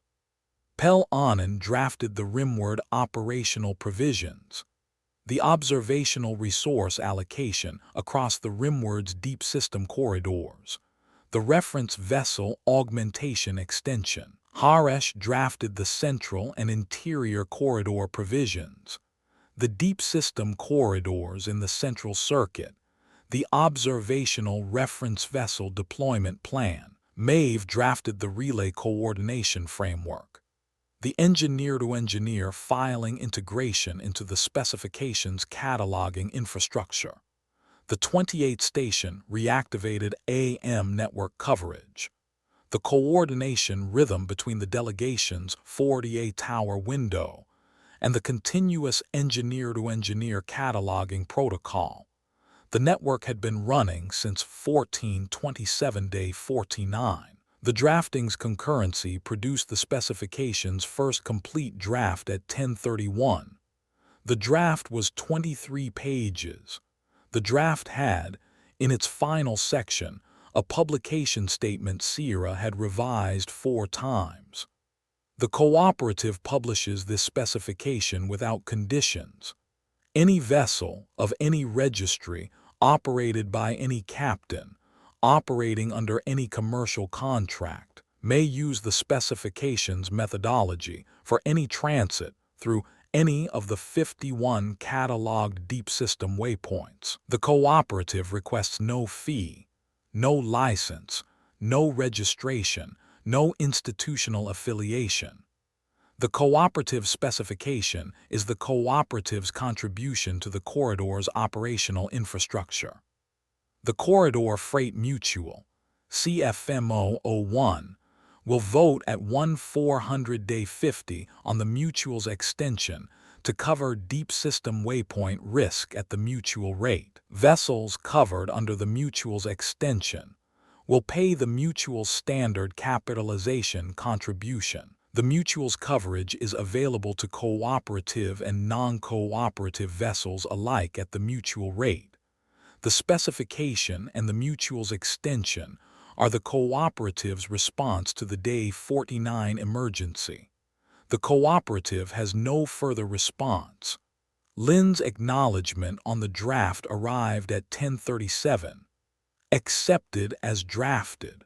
Publishing at 1147. Maeve filed the delegation's publication countdown at 10:41 with a cover annotation. Specification complete. Publication at 1147. The cooperative's archive has produced the cooperative's response within 43 hours of the Day 49 weathering broadcast. The response is the specification and the mutual extension. No other response is required. The cooperative's operational rhythm is the response. The Cinder crossed Pellin's anchorage approach marker at 11:43 day 50. The Stitchwork held her parallel position 12 kilometers off the Cinder's starboard bow for the approach's final 13 minutes and cleared her parallel station at the station master's docking coordination signal at 11:56. Vex Stitchwork took berth 4 at 11:59. The Cinder took berth 2 at 12:02. FR 055 concluded at 12:04 with Rosk's engineering console filing of the transit's final observational log. Between 11:43 and 11:47, during the Cinder's terminal approach, Cale had the AM console's frequency on the cockpit's primary speaker. He listened to Lynn Cortez's specification publication in real time. Lynn's publication opened at 11:47 with the cooperative's standard 9-second preamble and continued for 11 minutes and 41 seconds. The publication's first section was the specification itself. Lynn read the methodology extension, the predecessor core failure mode catalog, the observational filing specifications, the 28-station reactivated engineer-to-engineer catalog for the 51 waypoints, and the reference vessel augmentation plan. The second section was Sierra's legal framing and the publication without conditions clause. The third section was the CFMO 01 extensions governance filing with the 1400 voting window. The fourth section was Lynn's closing statement. The cooperative publishes this specification at 1147 day 50. The cooperative's archive, the cooperative's methodology, and the cooperative's engineer-to-engineer network have produced the specification in the 43 hours since the Day 49 weathering broadcast. The specification is the cooperative's contribution to the corridor's deep system transit infrastructure. The specification is free. The specification is open. The specification is what the cooperative does. The cooperative is what the specification is. The publication is closed. Cale listened to the closing statement at 11:58 through the cockpit speaker. Rosk had configured the transmission log to capture the full publication to the Cinder's maintenance record. The transmission log filed at 11:59 with the notation CMLC 001DS specification published. Cooperatives Day 50 response to Day 49 emergency. Publication complete. Duration 11 minutes 41 seconds. Public record system distribution confirmed to all corridor authority divisions. Combined Coordination Office, Combined Commerce Division, Teshin Freight Assurance, Dressy Consortium, Keithrani Relay Chain, Convergent Pair Relay. Rosk. Yes, Captain. She did it in 43 hours. The delegation did it in 43 hours. The network's engineer-to-engineer protocol did the catalog. The consortium's archive produced the cross-reference. The legal coordinator drafted the publication without conditions framing. The mutual will vote on the extension at 1/400. The cooperative's ordinary rhythm produced the specification at the cooperative's ordinary rate. The emergency did not compress the procedure. The procedure absorbed the emergency. The emergency is now the specification the procedure has produced. The emergency is now the specification. The emergency is now the specification. And the cinder is at berth 2. And VEC is at berth 4. And the Stitchworks first augmented reference transit is concluded. And the weathering is at way station, Oren's emergency berth with her hull breach containment underway, and her 2 injured crew stable. And Captain Han Mirek has been on the frequency for 21 hours. And the cooperative specification is on the frequency. And the first vessel to file adoption will file at approximately 1300, according to the Corridor Authority's operational traffic pattern analysis. The first deep system vessel adoption filing arrived on the public record system at 12:48. The sender was a Macquarie short-haul freighter named the Sebin, registered out of Teshin Waypoint, transiting a deep system corridor connecting to the Teshin network's home node. The Sebin's filing adopted the CMLC 001DS methodology for its standard transit. The filing carried the Sebin's captain's annotation. The specification is the operational infrastructure the Sebin has been waiting 11 years for. Adoption filed. Sebin's first DS methodology transit will be at 1/800 Day 50 through Beacon D047 on the Teshin Deep System Corridor. The second adoption arrived at 12:51, a dressy bulk carrier named the Osset out of Morven's Cradle. Third at 12:54, a human freighter out of the Rimward, the Windward Echo. Fourth at 12:56, a Macquarie mid-range trader, the Varan Third, out of the Teshin-Val Trade House, an operational follow-through on the Teshin-Val's Day 45 Meridian Stream reference vessel volunteer filing. Fifth at 12:59, a Vedani trading vessel, the Thesara, the first Vedani-flagged vessel to adopt a cooperative methodology on the public record. By 1400, when the CFMO 01 extension vote opened, the adoption count was 31 vessels. The CFMO 01 extension vote closed at 1700 Day 50. Maeve filed the tally at 1703. 78 member stations had voted. 74 in favor, 2 against Pelwick, with a detailed governance annotation requesting a 60-day actuarial review of the mutual's exposure. 2 abstentions, Saren's Reach, with a principled procedural observation, and Toland's Rest, maintaining its position that the mutual's extension should follow a longer deliberative cycle.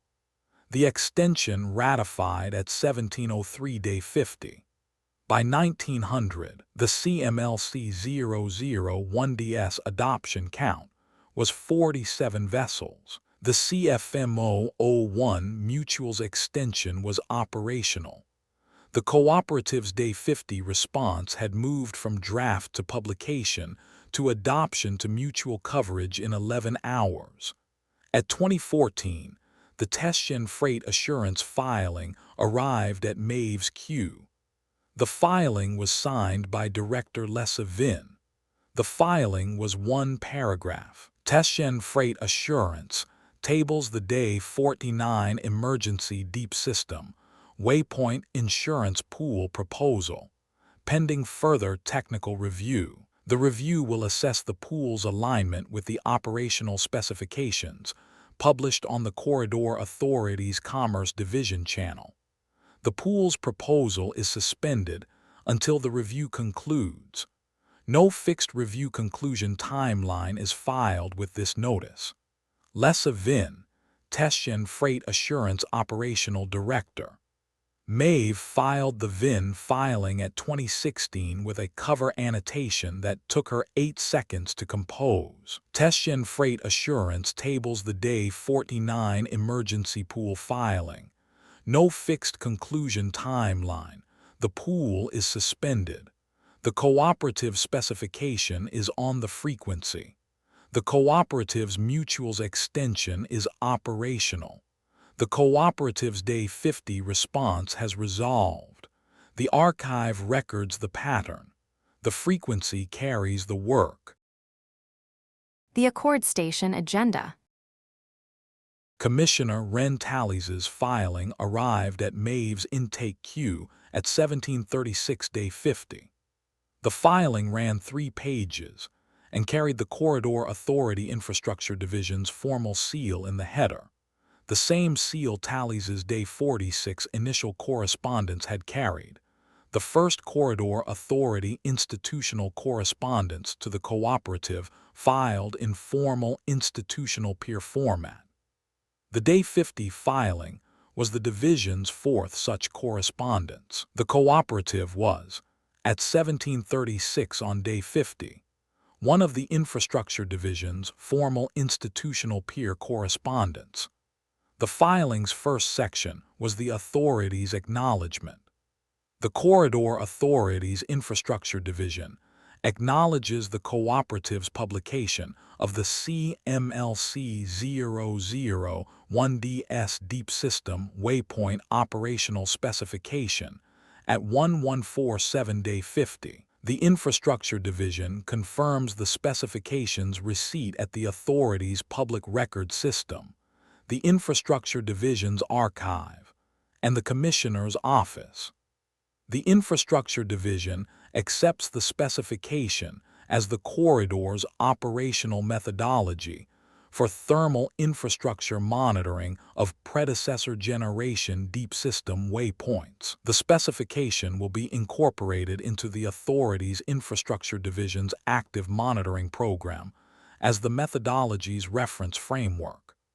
The second section was the agenda confirmation. The Day 60 Joint Assessment Committee session at the Corridor Authority's administrative headquarters on Accord Station will include the CMLC 001DS specification as a standing agenda item. The session's agenda, originally confirmed at the Day 47 Pelland's Anchorage session as a 6-item operational review agenda, is expanded to a 7-item agenda with the addition of the CMLC 001DS implementation discussion.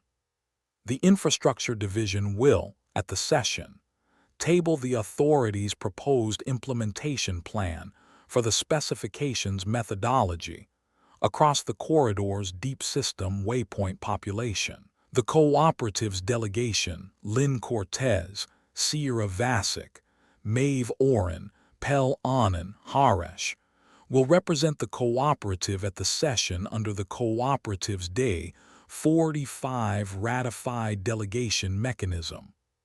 The third section was the Commissioner's annotation. Commissioner Tallies notes, as the Infrastructure Division's head, that the cooperative's Day 43 through Day 50 operational response, the Meridian Ellipse Incident Assessment, the JIA 001 ratification, the delegation mechanism's establishment, the Day 47 Joint Assessment Committee session hosting, the Day 49 Engineer-to-Engineer reactivation, The Day 49 Deep System Waypoint Cataloging. The Day 50 CMLC00-1DS Specification Publication.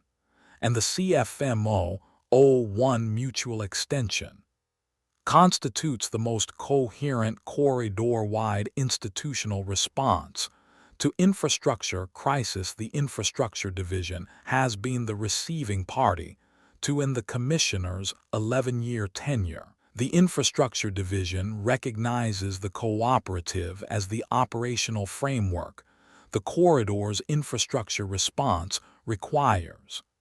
The Day 60 session at Accord Station will, in the Commissioner's expectation, confirm the corridor's institutional commitment to the cooperative's operational leadership of the Deep System Waypoint Program. The cooperative's role will be the authority's operational partner, and the authority's role will be the corridor's regulatory authority, supporting the cooperative's operational framework. The filing is the Commissioner's advance notice to the cooperative's delegation of the Day 60 session's likely disposition. The Commissioner files this notice as a courtesy to the institutional peer correspondent whose work the filing recognizes. Read the Commissioner's annotation 3 times before filing. The annotation was, in the Corridor Authority's formal register, a structural statement. The Commissioner was, in the 3rd section, telling the cooperative's delegation what the Day 60 session would produce. The corridor's institutional commitment to the cooperative as the operational framework for the Deep System Waypoint Program. The Day 60 session was not a review. The Day 60 session was the formalization of a structural shift the Corridor Authority had, in its own operational rhythm, already made. Maeve composed the cover annotation at 1744 and filed it at 1746 after a single revision. Corridor Authority Infrastructure Division, filing 1736 Day 50. Commissioner Tallies confirms the Day 60 Accord Station session will, in the Commissioner's advance notice, confirm the corridor's institutional commitment to the cooperative as the operational framework for the Deep System Waypoint Program. The cooperative's role at Day 60 will be operational partner. The authority's role will be regulatory authority supporting the operational framework. The filing is the Commissioner's courtesy advance notice to the delegation. Delegation's Day 60 preparation will now begin in the context of this filing. The cooperative's operational leadership is the corridor's institutional expectation. The archive records the transition. The frequency carries the cooperative's work. Lynn Cortez's acknowledgement arrived at 1749. The acknowledgement was 1 sentence. Noted, Day 60 preparation begins in the morning. Sierra Vassic's acknowledgement arrived at 1752. Legal coordination confirming the filing's structural language. The Day 60 session will, in the filing's language, establish operational leadership. The delegation will draft the cooperative's Day 60 positions against the filing's framework. Davin Salk's acknowledgement filing arrived at 1824 Day 50. Salk's filing ran 2 pages.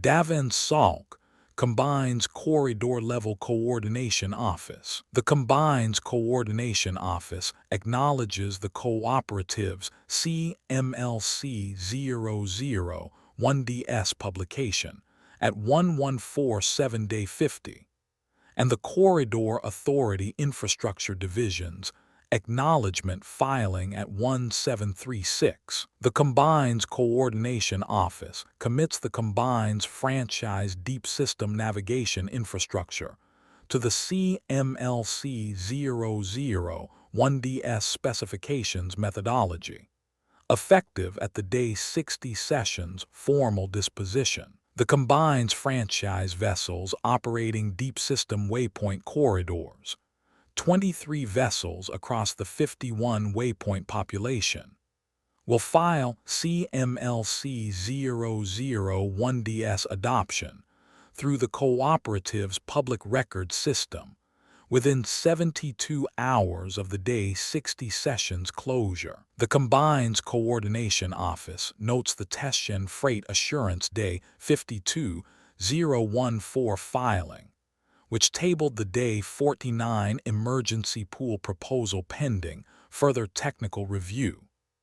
The Coordination Office's internal review of the Day 49 filing, opened at 0051 Day 50, will conclude in the Coordination Office's standard 30-day cycle. The Coordination Office will file the review's conclusion on the Corridor Authority's Commerce Division channel at the review's close. The Coordination Office commits the Combine to the Day 60 sessions implementation discussion as an operational partner to the Cooperative and the Infrastructure Division. The Combine's implementation proposal, drafted at the Coordination Office's level under the Day 47 commitments, will follow the Cooperative specifications methodology. The Combine's role in the Day 60 session will be operational contribution. The Cooperative's role will be operational leadership. The Authority's role will be regulatory support. The Combine acknowledges each role. The Combine's commitments follow from the acknowledgement. Maeve filed Salk's filing at 1826 with a cover annotation. Combine's Coordination Office acknowledges Commissioner Tallies's advance notice filing. The Combine commits to the Day 60 session as operational contribution to the Cooperative's operational leadership. The Coordination Office's internal review of the Testshen Freight Assurance Day 49 filing is on its 30-day cycle. The Combine's corridor-level position, established through the Day 47 commitments, is affirmed. The Testshen Freight Assurance Subdivision's Day 49 filing remains tabled. The archive records the position. The frequency carries the work. Kale and Han Mirek spoke on the 47.3 MHz open conversation channel at 14:32 on Day 50. The conversation was 6 minutes long and was carried on the public record system at the captain's standing consent.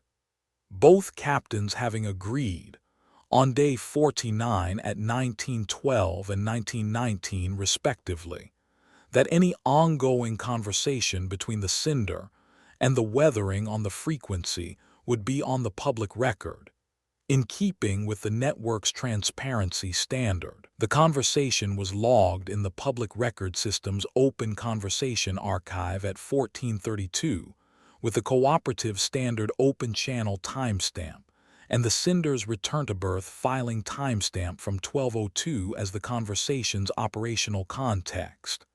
Kale keyed the transmitter at 14:32 with the first line. Sender to weathering. This is the sender, Kale Morrow, berth 2 at Pellin's Anchorage.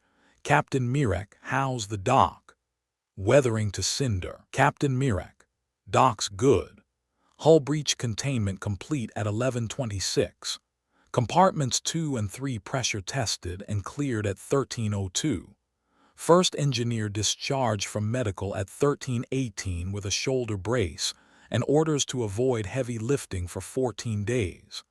Second cargo operator discharged at 13:40 with a head wrap and a prescription for rest. Cooling system diagnostic running at the way station Oren maintenance shop. The brass handle is still at 90 degrees clockwise. We're not turning it back until the cooling diagnostic is complete.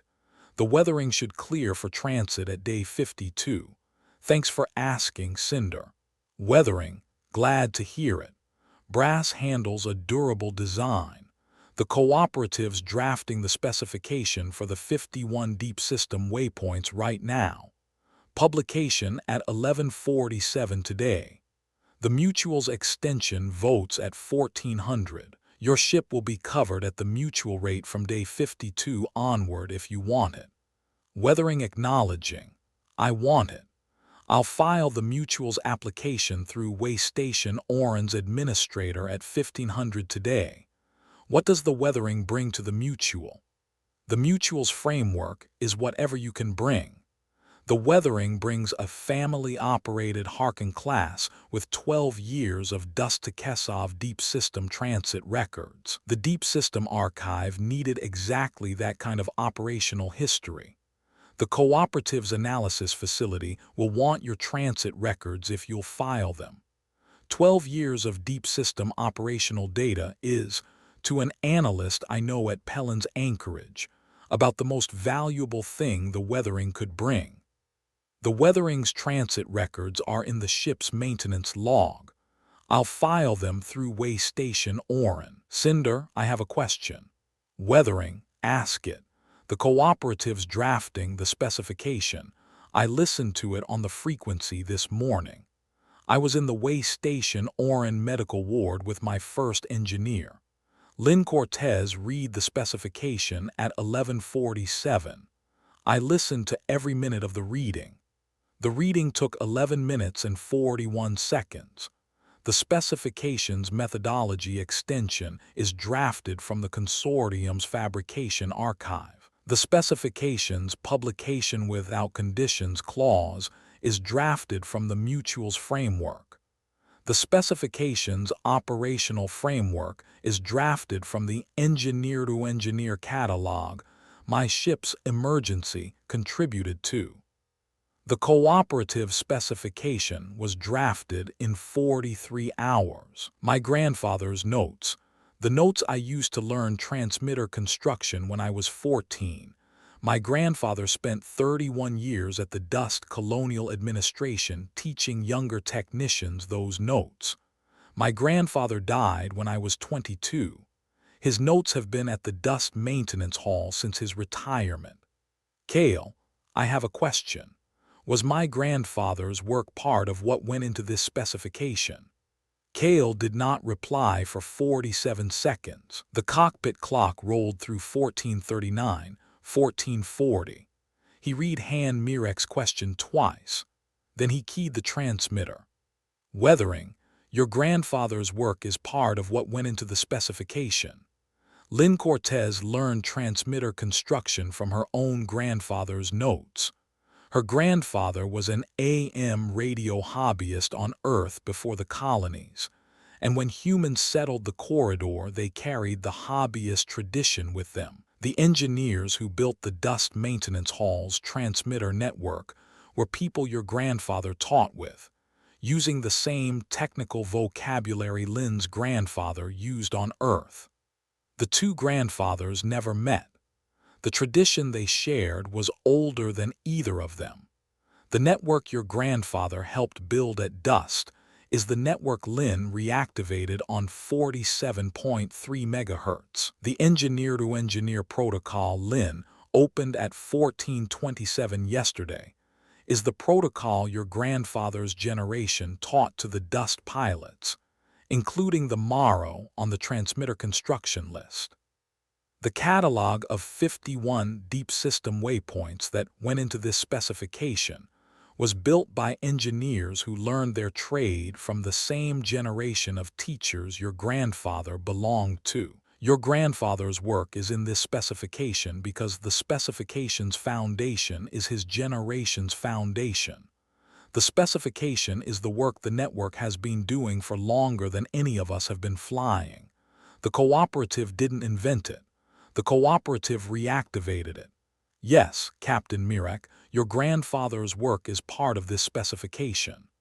Han Mirek's reply arrived at 1443. Weathering to Cinder. Thank you, Cale. I'll file the weathering's transit records through Way Station Oran today. I'll apply for the mutual this afternoon. I'll read my grandfather's notes tonight. The brass handle is at 90 degrees clockwise. The weathering will turn it back on day 52. The frequency will carry the weathering's transit when the weathering transits. Thank you for the filing. Thank you for the brass handle. Thank you for telling me about my grandfather. Weathering out. Cale closed the transmitter at 1444. The cockpit's clock rolled to 1445. The Cinder was at berth 2 at Pellin's anchorage. The Stitchwork was at berth 4. The frequency carried Lynn Cortez's continuing drafting coordination for the 1147 publication. The frequency carried Haresh's fourth cargo manifest of the day. The frequency carried Cavith's late morning berth reassignment. The frequency carried a new application filing from Keshel's Gate's second cooperative-friendly station on the Rimward sector, Warren's Rest, filed at 1438 through Pell Annan's regional coordinator channel. The frequency carried the ordinary work. Rosk. Yes, Captain. My grandfather's generation built the frequency. Your generation's grandfather's generation built the frequency. The Dust transmitter construction list from 57 years ago carries a Morrow. Your family's pilot history and the Dust Colonial Administration's maintenance history are in the same archive the cooperative's engineer-to-engineer catalog is filed in. The Weathering's captain has been on the frequency for 26 hours. The Weathering's hull is patched. The Weathering's cooling diagnostic runs through day 51. The Weathering will clear for transit at day 52. The specification will be on the frequency by then. The Mutual's coverage will be operational by then. The Weathering will transit the Dust-to-Kesov Deep System Waypoint Corridor with the cooperative's methodology, the cooperative's insurance, and the cooperative's engineer-to-engineer catalog in her operations console. The Weathering's grandfather's notes will be on her console. The notes will have company. The notes will have company. Yes, Captain. The day closes. Maeve closed the relay coordinator station's day log at 23:17 on day 50. The closing log was 4 pages. The day's filings had numbered 243, the highest single-day filing count in the cooperative's operational history, exceeding the previous high from day 47's Joint Assessment Committee session by 31 filings. The day's emergency response had consumed the cooperative's operational attention for 15 hours. The day's ordinary freight, insurance, and maintenance filings had run through the remaining 9 hours at the cooperative standard rhythm. Both tracks had filed their standard end-of-day summaries. Both tracks had closed within the 20-minute window of the standard closing rhythm. Maeve composed the day's closing cover annotation at 23:21 and revised it twice before filing at 23:24. Day 50 closes at 23:17. Summary: Weathering emergency on day 49 at 1314 prompted engineer-to-engineer protocol reactivation at 1427 day 49. 47 deep system waypoints cataloged by 2330 day 49. 4 additional waypoints cataloged overnight. Specification: CMLC 001DS, drafted between 0800 and 1031 day 50. Specification published at 1147. CFMO 01 mutual extension voted at 1400. Ratified at 1703 day 50 with 74 in favor, 2 against, 2 abstentions. Corridor Authority Infrastructure Division Acknowledgement filed at 1736 day 50. Day 60 Accord Station Session confirmed as CMLC 001DS Implementation Discussion. Agenda Item: Combines Coordination Office Acknowledgement filed at 182 for day 50. Testgen Freight Assurance filed the day 49 Emergency Pool Proposal tabling at 201 for day 50. Adoption count as of day 50 close.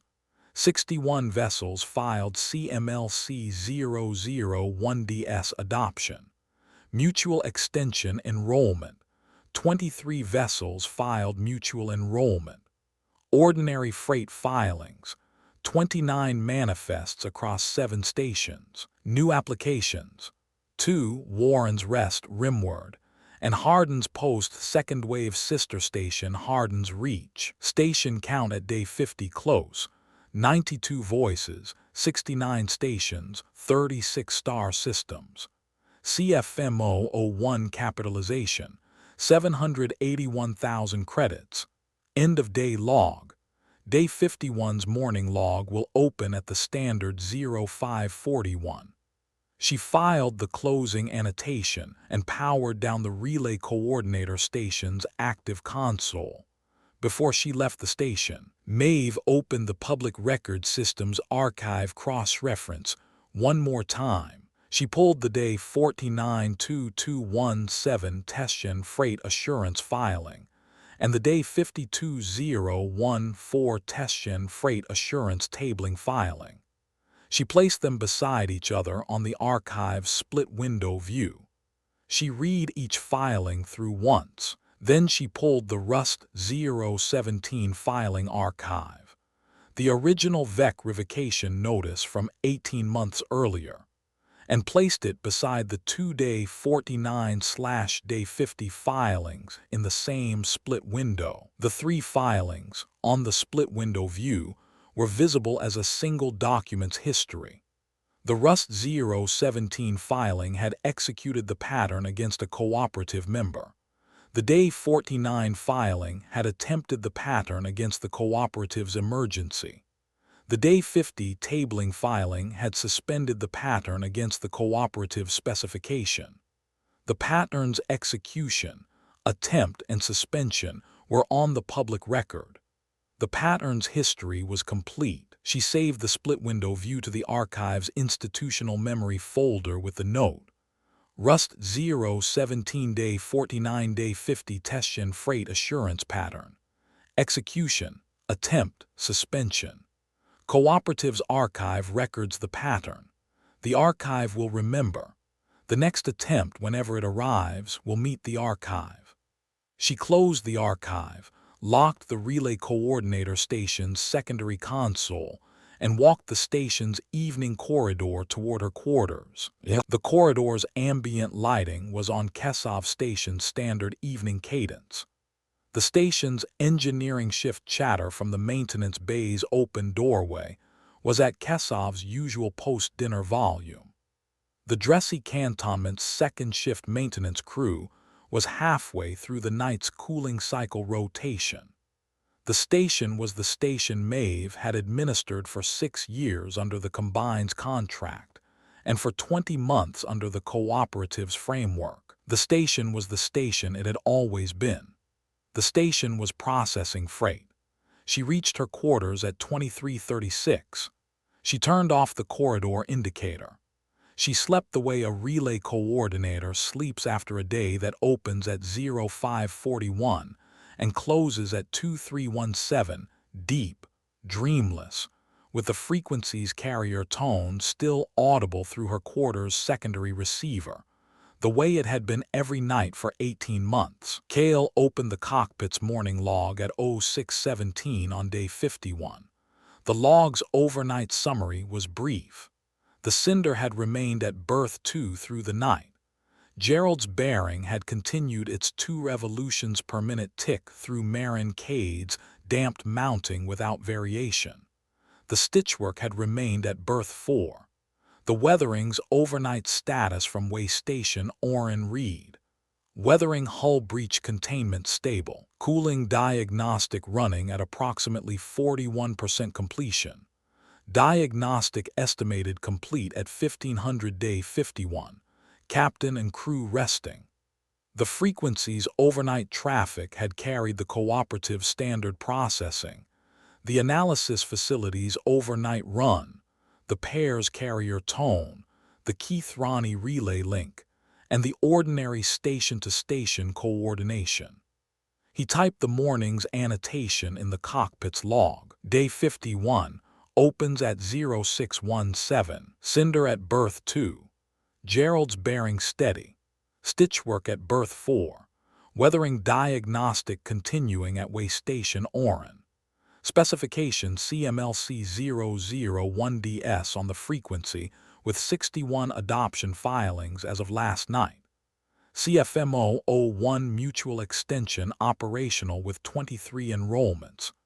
Day 60 Accord Station Session confirmed as CMLC001DS Implementation Discussion. Delegation's second window closes at 0800 today, with the final Day 51 coordination meeting scheduled for 0700. FR 056 not yet scheduled. Cinder's maintenance log reviewed. Gerald's bearing will be re-inspected by Marin Cade at the next Way Station Gant stop, estimated day 58 or 59. Cooperative is processing freight. He filed the annotation at 0623. Rosk. Yes, Captain. The specification's at 61. The specification is at 61 adoption filings as of 2310 day 50. The overnight filings have added 7. The current count is 68. The mutual's extension is at 27 enrollments. The adoption rate is approximately 3 filings per hour on the overnight watch and is expected to accelerate through the morning's higher traffic window. The corridor's operational shift to the methodology is underway. The Corridor Authority's Day 60 session will meet a specification that is already operationally adopted by most of the corridor's deep system transit fleet by the time of the session. The session will not be establishing the methodology. The session will be formalizing the methodology's established operational status. The session will be formalizing. The session will be formalizing. The Cooperative's Day 58 through Day 60 preparation will proceed at the delegation's standard rhythm. The Cooperative's positions for the session are already drafted in the specifications publication. The Cooperative's Day 60 contribution is the operational record the specification has produced. The Cooperative's delegation will present the record. The authority, the combine, the consortium, and the cooperative will formalize the framework the operational record has produced. The session will be 5 days of travel, 2 days of session, 1 day of return. The Cinder's transit to Accord Station will be filed as FR 057. The delegation will transit on the Corridor Authority's transport. Lynn Cortez will convene the delegation from Pellin's Anchorage with Sierra Vasic in transit from Verath Minor, Maeve Oren in transit from Kesov, Pel Annan in transit from Toland's Rest, and Haresh in transit from Rena. The delegation will be in transit for 4 days. The delegation will arrive at Accord Station on Day 59. The session will open at 0900 Day 60. We'll be at Accord Station for Day 60. Yes, Captain. The Cinder is already filed for the transit. FR 057 departure scheduled Day 56 at 0900. The Cinder will arrive at Accord Station on Day 59 at approximately 1400. The Cinder will be at the authority's designated observer berth. Rosk will be at the cockpit. The captain will be at the session. Kale watched Pellin's Anchorage through the viewport's polymer seal. The morning concourse was waking into its standard pattern. The analysis facility's day shift had clocked in at 0559. Sev Juno was at her station. Lynn Cortez had, by the frequency's 0602 filing, convened the delegation's Day 51 morning coordination. The delegation's Day 51 agenda was the Day 60 preparation framework. The session positions, the operational record, the implementation plan, the combine's proposed contribution, the consortium's fabrication coordination, the Keith Ronnie's observational note, the convergent pairs filing. The cooperative's work continued. The work's horizon was Day 60. The cooperative's rhythm would carry the work to day 60, and through it, he saved the morning log's annotation. He added a second annotation before closing the log, a maintenance annotation he had not planned to write. He typed it in the cockpit log's maintenance section. Day 51 maintenance annotation. The cooperative's network is not a new network. The network the cooperative reactivated is the network Han Mirek's grandfather taught from at dusk. The network my grandfather's generation carried across the corridor's colonial administrations, and the network that descends from the Earth AM hobbyist tradition Lynn Cortez's grandfather belonged to and carried into the corridor with the early colonies. The network was dormant for a long time between their work and Lynn's reactivation. The network was never gone. The network was in the notes my grandfather never talked about and Lynn's grandfather did talk about and Han's grandfather taught from. The network reactivated on day 49 because the network had been there the whole time. The cooperative is not the network.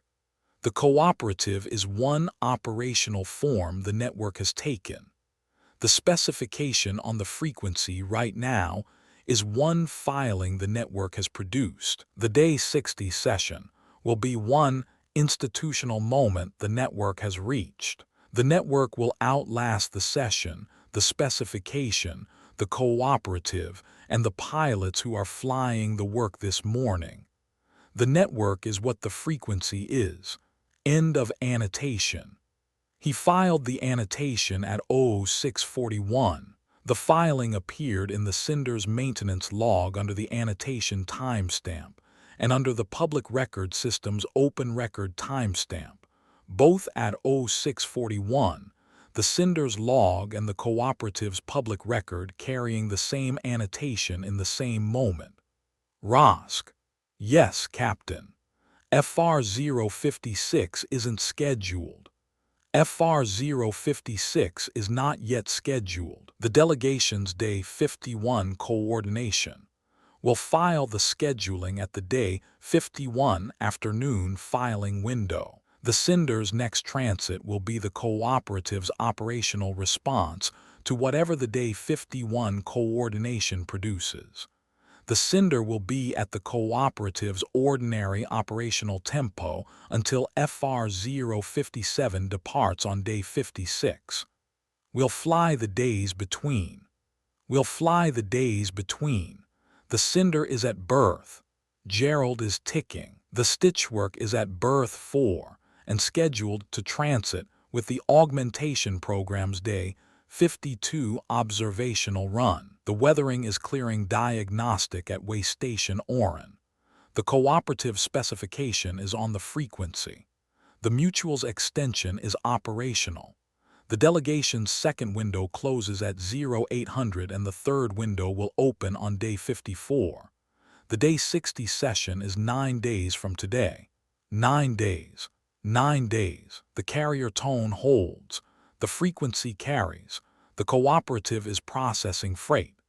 Kale saved the morning log at 0648. He opened the AM receiver on the cockpit's secondary speaker and left it at standard ambient volume. The frequency carried Haresh's first cargo manifest of the day at 0653. Paul Cavine's coolant cycle scheduling at 0657. Cavith's morning dock assignment at 0702. The analysis facility's overnight processing summary at 0711. The adoption count of the specification on the cooperative's public record system at 0718, 69 vessels. The overnight's 7+1 early morning filing. A dressy salvage vessel named the Hersel out of Belkani dock on the Belkani Deep System approach corridor. The frequency carried the cooperative's morning. The Cinder sat at berth 2. The work continued. The 92 voices of the network were on the frequency, and the network that had reactivated on day 49 was the network that had always been there, and the specification was on the frequency, and the day 60 session was 9 days away, and the carrier tone held, and the work was the work it had always been, and the 93rd voice, Warren's Rest, filed last afternoon, would be admitted through the ordinary process at the ordinary rate in the ordinary time the cooperative's governance required, because the cooperative's ordinary rate was the cooperative, and the cooperative was the frequency, and the frequency was what the cooperative carried. Pelham's Anchorage concourse filled with its ordinary morning traffic. The carrier tone held. The frequency carried. The work continued. The day 60 session was 9 days away. The cooperative was 9 days from the meeting that Commissioner Tallies's advance notice filing had, in the Infrastructure Division's formal institutional register, told the delegation the session would be. The meeting would be at Accord Station. The session would establish the cooperative as the corridor's operational framework.